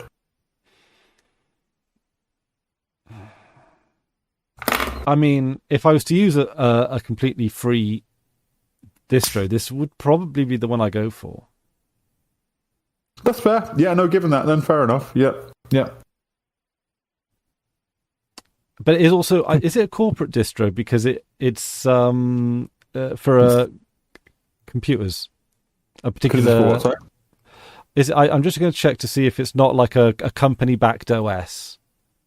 A fully convergent, user-friendly, secure for daily use. Oh, it's Purism thing. Oh, I didn't realise that. Purism, that's it. Well, Purism are a social purpose corporation, not a for-profit. I mean, you can argue about the distinctions, but that's at least a little bit better. They use their own bug tracker. They use their own wiki. I mean, the social purpose corporation, they do still run for a profit. I think they just take into consideration social good as well. Yeah. I don't know. So it's basically, what degree is it riding on the Debian coattails? Like a fair bit. But then to what degree? I mean, is it just Debian? Like, could you replicate? Could you get exactly what you'd have with Pure OS by using Debian and selecting certain packages, or you could at the very least get 99% of the way there. Yeah, I mean, why do you need that then? That's kind of my argument against it. Yeah, but is it so? It seems to be the kind of distro you just use to say that you use it to go like, I'm fucking freer than you and therefore better than you. When you could achieve exactly the same thing by using Debian. It's a distro of principles, that's for sure. So if Debian's not principled enough, no, yeah, but this isn't like, is it like, but Debian's great. Are we going to knock points off of it because of basically something based on Debian isn't quite free enough? It's a bit old. It's based on Debian, but it's a bit old. I think it gets a bit old. That's quite bad because Debian stable, like, as much as I love slow and steady, like my C, as we recently worked out, my C++ library is is out of date. You're all over this one, aren't you? I kind of am, because it's like it's I'm torn between, like, I don't know, to me it's pointless. That's fundamentally, I just see it as a pointless endeavor. I mean, anything B and below is pointless. Oh, poor Seuss. So, I mean, we kind of, I think it's B because they're trying to push their own frontier. I appreciate for a for-profit corporation. I appreciate a little bit of dogmatism. A little bit. A little bit of dogmaticness.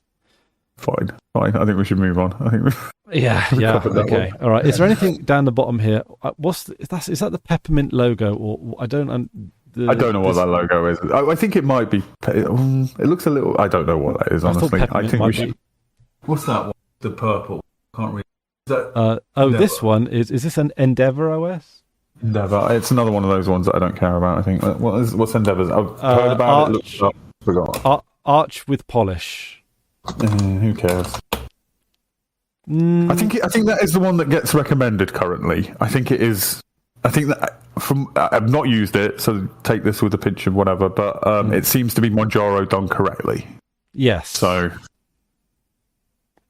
I'll stick it in B. I'll defer to you on that one because I've not used it and not particularly familiar with it. I'll put it in B. Like, Arch is pretty good and easy to install and whatever, but if you want Arch but with a little bit more, okay, what about Slack? This is the Slackware logo, isn't it? It is, yeah. For me, Slackware is the people who are scared of Arch. Slackware is what they think Arch is. It's everything is completely manual. Like, I think even last time I used it, it didn't even have automatic dependency resolution. You had to manually install the dependencies before you installed a package. For me, nothing is doing what what Slackware does. It was the daddy of all the other distros, really. Other than the one I forget the name of. What is it? The tree one. If there was a tier above S, I would put Slackware there. Oh, okay. So you think it's okay? I was Firmly, really wondering where you were going to go with that. and okay. I have used it for periods, and I do eventually get tired of the manualness, but it is while you're enjoying it, it's fucking amazing. It's lovely. It's so for the people plus it's for. Yeah. But hang on a minute. Whilst I totally agree with a lot of what you said there, you did say if you're not like, what was the criteria for S? If you couldn't like, I would be happy to switch over to Slackware and use it as my distro. Okay, I'm like, I've actually toyed with the idea quite frequently. Yeah, I like Slackware a lot. Well, I've had that similar idea with Gen 2. Yeah, Gen 2, I think basically everything I said about Gen 2, other than, it being the daddy of them all, I think Gen 2, yeah, same. Even configurable. You can compile everything from source. It's got a kind of automated way of doing that. There's nothing like it. I've never used Gen 2, but again, from time to time, I think, oh, what about a virtual machine or something, just to like put the training wheels on? Maybe I should do. Maybe that. Oh, that would be a good one for the group in Discord, isn't it? Like let's together try and install Gen 2. Yeah. But yeah, if Slackware is what people are afraid of Arch Linux think Arch Linux is, Gen 2 is what Linux enthusiasts, Arch enthusiasts think Arch is, because the new Arch enthusiast thinks Arch is like so slimmed down and like gives you all this power and I get so much more performance, none of which is true. In most benchmarks, Ubuntu does better. But Gen 2 is that. Arch? You can tune the shit out of everything in Gen 2. I thought Arch Arch actually doesn't perform particularly well. Oh, okay. I mean, I'll have to take your word for that. There was a time where I'm sure that I was like in a Linux crossroads where I was thinking Arch on one hand and Gen 2 on the other. And I went with Arch. And I was like, what would my life be like if I went the other route? I mean, Gen 2 is a lot of work. If you're somebody who toys with things a lot and, installs and removes packages a lot, you're going to be spending a lot of time doing that. If you're somebody who just, the tools you want, you just leave them installed, kind of like Debian. You just leave them on there and you want, you want that tuning. Gen 2 is great. Yeah. Okay. We're running out of ones that I know what they are. I bet there are people like, feel free to correct us in the comments if we get any of these logos wrong, but I'm trying to check. I think that's Zorin, isn't it? Zorin. I don't know Zorin very well.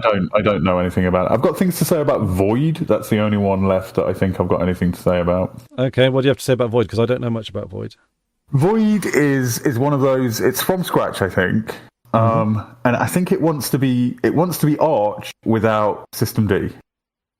Okay. And I found that an intriguing idea. I'm ambivalent towards Systemd. I think it's a useful tool. I think some of the criticisms against it are nonsense. But I like the idea of things being a bit more old-fashioned with just, text-based init files and everything.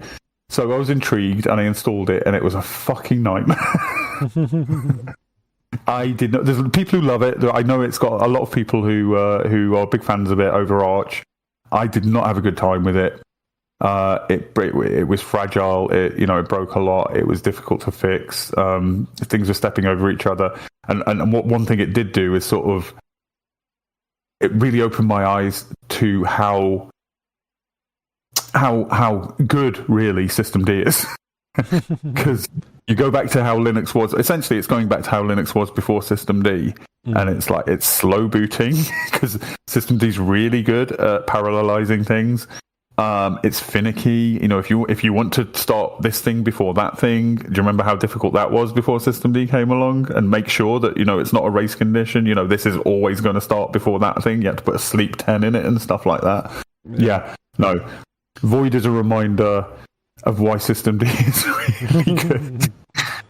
So I sort of respect what it was going for, but personally had no fun using it whatsoever. So... Oh, but I don't want to put it lower than fucking Fedora, though, for fuck's sake. We've got two B's too stacked. you want to split B into... B is like an average in a way, isn't it? B's like... I mean, B is an average, right? Maybe Endeavour should be an A then, because Endeavour is better than anything else in B, I think. Okay. What about CentOS or? I mean, again, it's I don't really care. Not for me. Okay. What about Raspbian Pi? I mean, that's just Debian on Raspberry Pi. I use it on a couple of my Raspberry Pis, but it's just Debian. S tier then? Well, kind of, but it's just Debian with a Raspberry. Like, it's not. They don't do anything. You're saying Debian, but with a Raspberry, like it's a bad thing. Well, I'm saying it's no notes. It's like, I know what's the greatest novel? Dostoevsky's Crime and Punishment, right? And if I say, mark Dostoevsky's Crime and Punishment, and then mark a photocopy of Dostoevsky's Crime and Punishment where I've changed the cover. Mm-hmm. Like, is that the same mark as Dostoevsky because it's the same thing, or is it like, well, that's just a copy of this? So I don't know. It's written by the same guy. Yeah, but to me, the mark for Raspbian is encompassed in the mark for Debian. I don't feel comfortable giving Raspbian an S because out of distros you can run on the Raspberry Pi, it's awful, honestly. Yeah, Arch is better on a Raspberry Pi, honestly. Does that put it down to an A then? Yeah, which is still a solid tier. What's this one? This Ruda. Is this Peruda? This is cutting some letters off. Beruda or something. What is it? Beruda. What if I just The Snowflake one is familiar, and also the one that's is that Sabayon? No, it's not Sabayon. What's the one with the sort of like dragony? I recognise that one. I don't know that one. I don't know the uncomfortable zoom on Tux's face. I'm not sure what that one is. Is that damn small Linux? Maybe. That's pretty cool again, but should we just assume this is damn small Linux? Let's pretend it is. And I mean, it's very similar to MX, right? Similar kind of thing, similar thing they're going for. Cool. Yeah. But if you want to run Linux in like 1 meg, then that's your boy. I think they've stretched it out a little bit now. I think they've got different versions, but they've got like a version that's like, this will actually run on modern stuff. So that was the one that, at least it's in Inception, you could run it off a floppy, right? I remember actually doing that. Something like that. I mean, it was 50 megabytes for the longest time. I remember that whichever one it was that you could put on a floppy, I was kind of amazed. It was like, you basically got everything I've got on my desktop on a floppy. How'd you do that? It's not Garuda. What's Vanilla? No, that's not Vanilla. Not Anti-X. No. What's this one? This one is Arco Linux. That's a strange one to include in there. 44 on. That's the one. That's the one I was saying. Where I think it's just Arch with an install script, isn't it? Previously known as Arch Merge, is a distribution based on Arch, development in 3 branches. Full feature distribution shipped with XFCE. Minimal distribution includes scripts that enable power users to install any desktop application. For me, that's just what we're marking there is a bunch of bash scripts. I don't care. Is that never tried, or is that... It's Arch. Once it's installed, it's Arch. I never tried, not interested. Cool that it exists. I'm not pissing on it, but it's not a distro, really. It's a tool for installing a different distro. Yeah. The Dragon one is Kali. Oh, well, that's at least an A, isn't it? That's an A because it's a specialized. Nothing else does what it does. It's very specialized, and it's very good for doing what you do with it if you need to do that, right? And it runs on it's on Mr. Robot. It's on Mr. Robot, and it got a bunch of people to install it as a desktop operating system. But he also uses Mint. Oh, does he really? He uses Mint as his daily driver, and uses. I thought it was all Kali. Tally on the I'm trying to look what the snowflakey one is. The thing about Mr. Robot that's also cool is that the guy Elliot, I think is he called Elliot? The Something like that. I don't think it's called that, but it's something like that. Yeah, he's Rami Malek. He has his tower back to front, so that you've got all the plugs on the front. He's one of those people. Oh, really? Yeah. The little details, and also the corporate guy. I don't know what distribution he runs, but there's the scenes where he's in the cabin in the woods. He runs XFCE, but he does not make any changes to it. It's like Debian version of XFCE. Like, it's just XFCE straight out of the box is raw dog in XFCED, and it's because I don't know. He's had to go with his lumberjacking ways. He's out there chopping wood and then using XFCE without adding a theme. It's just like. Well, they have an argument, not an argument, don't they? But there's a conversation in episode 1 where they're arguing against GNOME versus KDE, basically, which is a conversation that would never happen. But it's funny. I can't find the Snowflake one. Well, I don't know. Like it's a nod and a wink, isn't it? But there's one where he goes into I think it's like an underground rave or something, and the volume of the show goes down to indicate he's like zoning out. And they've got the little icon of so if you press volume down in GNOME, it puts a little icon in the center. Yeah. I thought I was running GNOME at the time, and I thought I sat on my volume thing or something. And it's That's funny. Yeah. Yeah. And it's just like it's just a weird coincidence that it just uses the GNOME effect, and I thought, because the chances of it, it just feels just so unlikely to me. Like if it happened now, because I'm on XFCE, I would have probably clocked that it would have been on the telly. But, yeah. That's why I've always said, if I ever make a movie, it's going to be a bit in the middle where you get like a buffering circle, and then everybody watching it online is going to be, for fuck's sake. I'm just trying to look. Catchy OS is 9. No, that's not it. What's the snowflake looking one? I'm trying to find that. I can't. I recognise it. I've seen it, but I can't recall it. I'm googling it, and I can't find it. Not Armour Linux. Is it Rocky Linux? Oh, there's one called Blue Star, but I don't know. That doesn't sound like it. It looks like I've seen it before.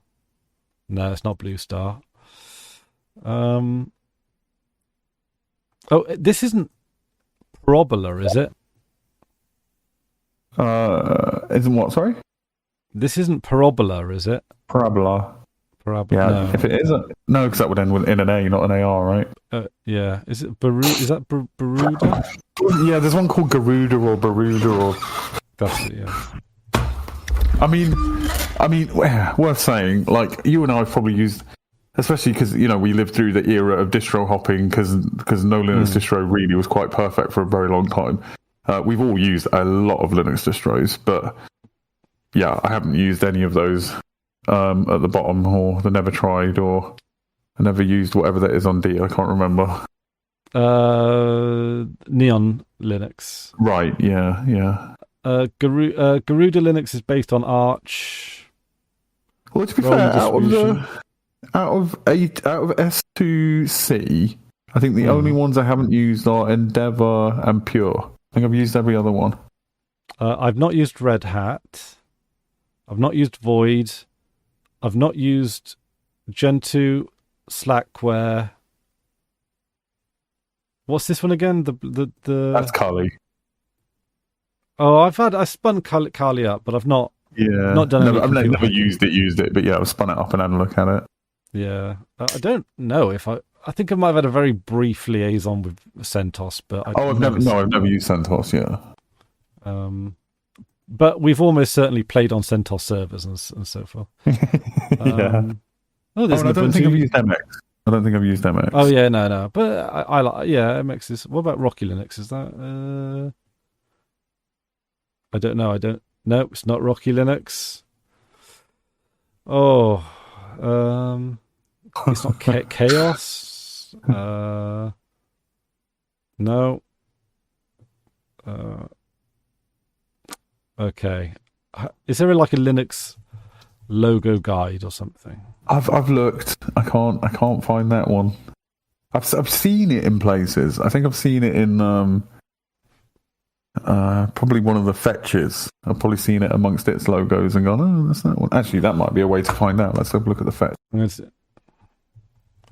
going to do a reverse Google image search. Oh, that's a good idea. I never think of that.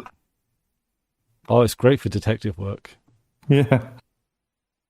Right, so I'm going to drag that over here, I hope. Do I have to do it? Do I have to save the image or something?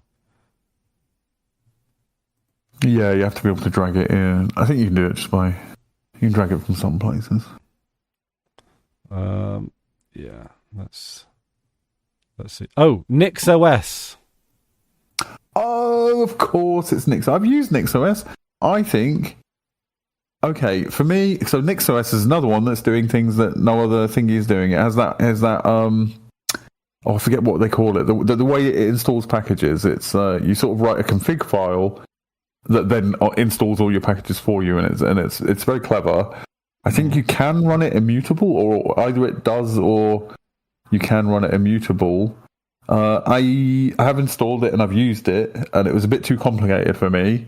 But I very much respect it, and I think it's doing some very clever stuff. So it's either S or A for me, and I'd say S. But okay, if you think, I think NixOS is very cool and very clever.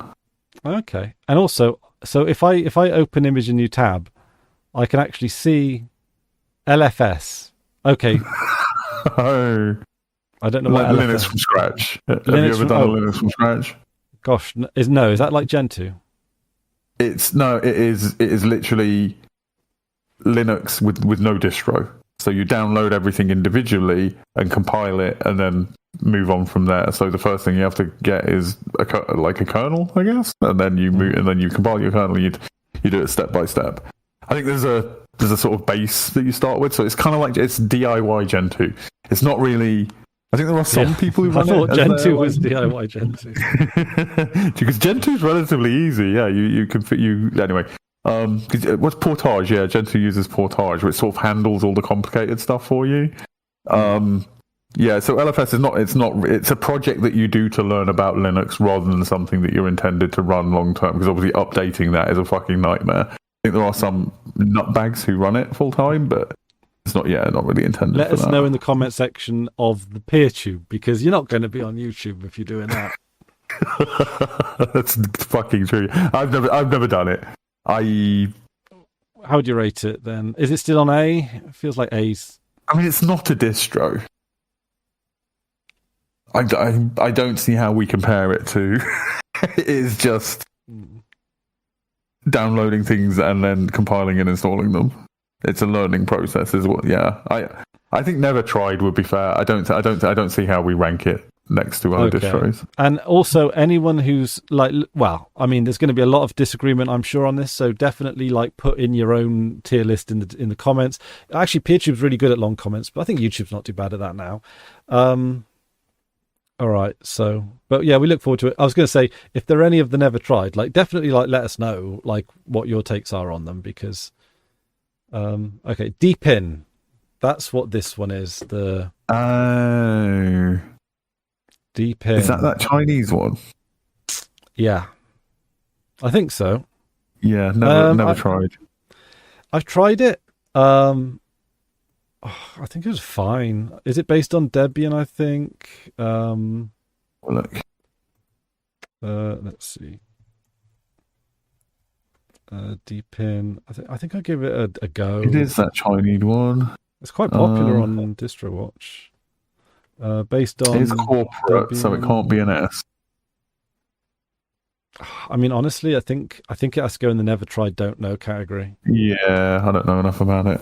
And we've missed off Red Star Linux, which is the North Korean Juche Linux. Nobara, this is. Oh, yeah, heard of that. Know nothing about it.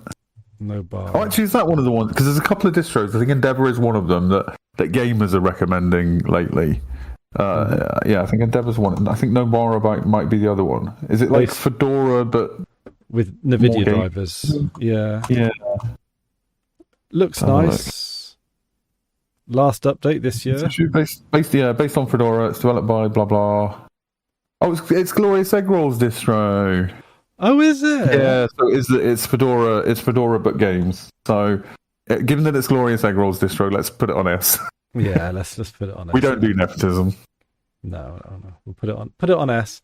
And actually, I just want to say, looking at the DistroWatch logo, it's a nicer logo on than we give it credit for. Like, yeah.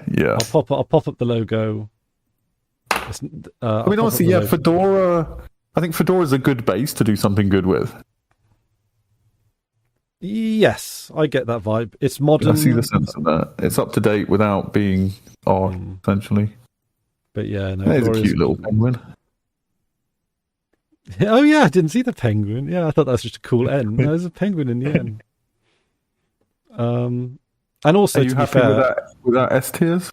I think so, because also, like, nepotism aside, Glorious Eggroll has contributed so much to Linux gaming. Yeah. Like they've put isn't there a Proton like Eggroll's Proton? Isn't that? Yeah. No, Ozone tells stories about Ozone was working for Red Hat, and Ozone was looking at what Eggroll was doing and saying, "You should work for Red Hat. Let me get you a job at Red Hat." And Glorious Eggroll was going, "Oh no, I'm not clever enough. I'm not clever enough to work at Red Hat." And Ozone's going, "You're writing your own fucking version of Proton and doing all this course." Of course, you're clever. So you see, like, it's quite humble, I guess, as well. Yeah. I think the certainly a stalwart of the community. And we got a lot to be grateful for from Eggroll. So totally an S tier. I mean, in reality, we're really putting Eggroll himself as an S tier person, really. But and I think, to be honest, because Fedora's quite up to date. Oops, I've dropped out. Okay, was my thing always like this? Hang on a minute. Like what? Did it have extra bits on the top and bottom? I thought I cropped all that out. I mean, I can only see the Discord stream. Oh well, it doesn't matter. Fine, it looks fine. Okay, so say I deleted Debian and Mint from that list. What would you use? From all of this? Yeah, out of all of these, I delete Debian and Mint because I think they would be your go-tos. What would you use? What's your next choice? Arch. Yeah, that makes sense. Because, like, I mean, Slackware Gen 2. Oh, actually, I mean, might give Glorious Eggroll's Nabara a go. The only thing that puts me off is the Fedora base, honestly, because again, corporate, blah blah blah. But I mean, he works for Red. Well, he used to. I don't know if he still works for Red Hat, but he did at some point work for Red Hat. So, I think for me, my next choice, if I couldn't use Arch, it would either be Debian or Slackware, depending on which direction I wanted to go. Yeah, I like MX. MX would be a go-to. I mean, yeah. We got some good distros. We're very lucky boys and girls. Endeavour. Yeah, Endeavour looks kind of cool. I mean, that's Arch, really, but yeah. Yeah, it's Arch, isn't it? I think at this stage in my Linux life, I can go straight to the source. Yeah. It's fine. And I appreciate it because I like knowing how... Like, I prefer to know how things work under the hood. Like, I'm not super obsessive about it, but it's one of the reasons that I like... playing around with like IceWM and stuff like that, because it's just kind of, you know exactly what you're getting. Yeah. So, all right, are we done? I think we're done. I mean, we had some agreements, but it wasn't hugely controversial. No, I mean, it will be with the audience, I'm sure. Oh, absolutely. But let's see what everyone thinks. This is like it'll come up to a 3.5 hour video. Yeah, we should stop there for the better. Our audience, they must be fucking exhausted. Absolutely. Let us know if you've done this in parts. If you've made it this far, you win a free T-shirt that you have to buy and design yourself. Get a blank T-shirt, draw something on it. Actually, we did talk about that in the Discord, isn't it? Like, like far too many YouTubers sort of fall into the fast fashion thing where there are so many better alternatives than just selling fucking t-shirts. Half the time, do you know what? Yeah. If you got this far and you would like to, go to a charity shop, get a nice item of clothing, take a picture of it, and show us. Yeah, actually, totally. Actually, this came from a charity shop. And that's also a lovely cardigan. That looks so fucking cozy. It's almost too warm. You got the flower shirt as well. Yeah, the flower shirt, all this stuff. The thing is, first-hand stuff, unless you're paying, hundreds of pounds, it just doesn't last. It's shitty quality, yeah. Yeah, so I'm just like, it's nice and warm. This is really around the house kind of thing. But to be honest, kind of like the style. The thing is, like these days, I'm feeling a bit like, I don't say like jaded with the world, but like a little bit like, I don't know, burnt. But I feel like a burnout. And I kind of like, not in a bad way, not in a negative way. It's just like, I feel like, it's just like, It looks very comfortable and very cozy. It's very comfortable, but I like giving less of a shit about what society's expectations. And I'm certainly on board with that. Not in a fuck you kind of way. Like I like being nice to people, but loving yourself and your community is honestly, it's one of the most radical acts in the face of stamp on your neighbor capitalism that we live in. And they're trying to make us. One of the things, I don't want to sound like a pearl clutching liberal when I say this, but like misinformation is so fucking wild at the moment with the US election cycle, like and we are being pitted against each other like never before, right? And I say this just after doing a fucking tier list that inflames a flame war, but about something that really doesn't matter, so it's fine. But it's like, I'm so fucking sick of capitalism pitting us against each other. Like it's just fucking gross. I don't want to stop fighting. I want to stop, it's just, we don't have to. Yeah, that's a nice message. Yeah. That's what we go. That's what we'll take away with us. Yes, that's what we learned. But yeah, because the thing is as well, like capitalism loves making you feel shit about yourself, isn't it? Because then you need to buy things to feel better about yourself. Yeah, you're too fat, so either have a cookie or have some weight loss drugs.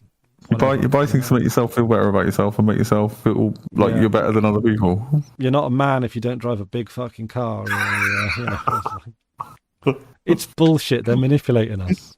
And it's not even good bullshit. It's easy to see through. It's stupid bullshit. Stupid bullshit. So, Don't do what they say. Do what you want. Yeah. Be nice. And also, your job isn't who you are. No, God, fuck no. No, don't be one of those people. Like you can only talk about their work. So, thank you very much for watching. Let us know if you do make it to the end. It's probably just a weird ending. That was like a Sesame Street ending.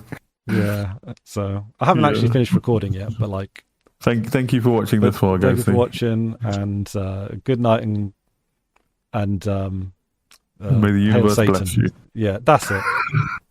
something. Imagine that we said something. Yeah, imagine we said something like Carl Sagan-y. Like that's. That's your homework. Yeah. Toodaloo.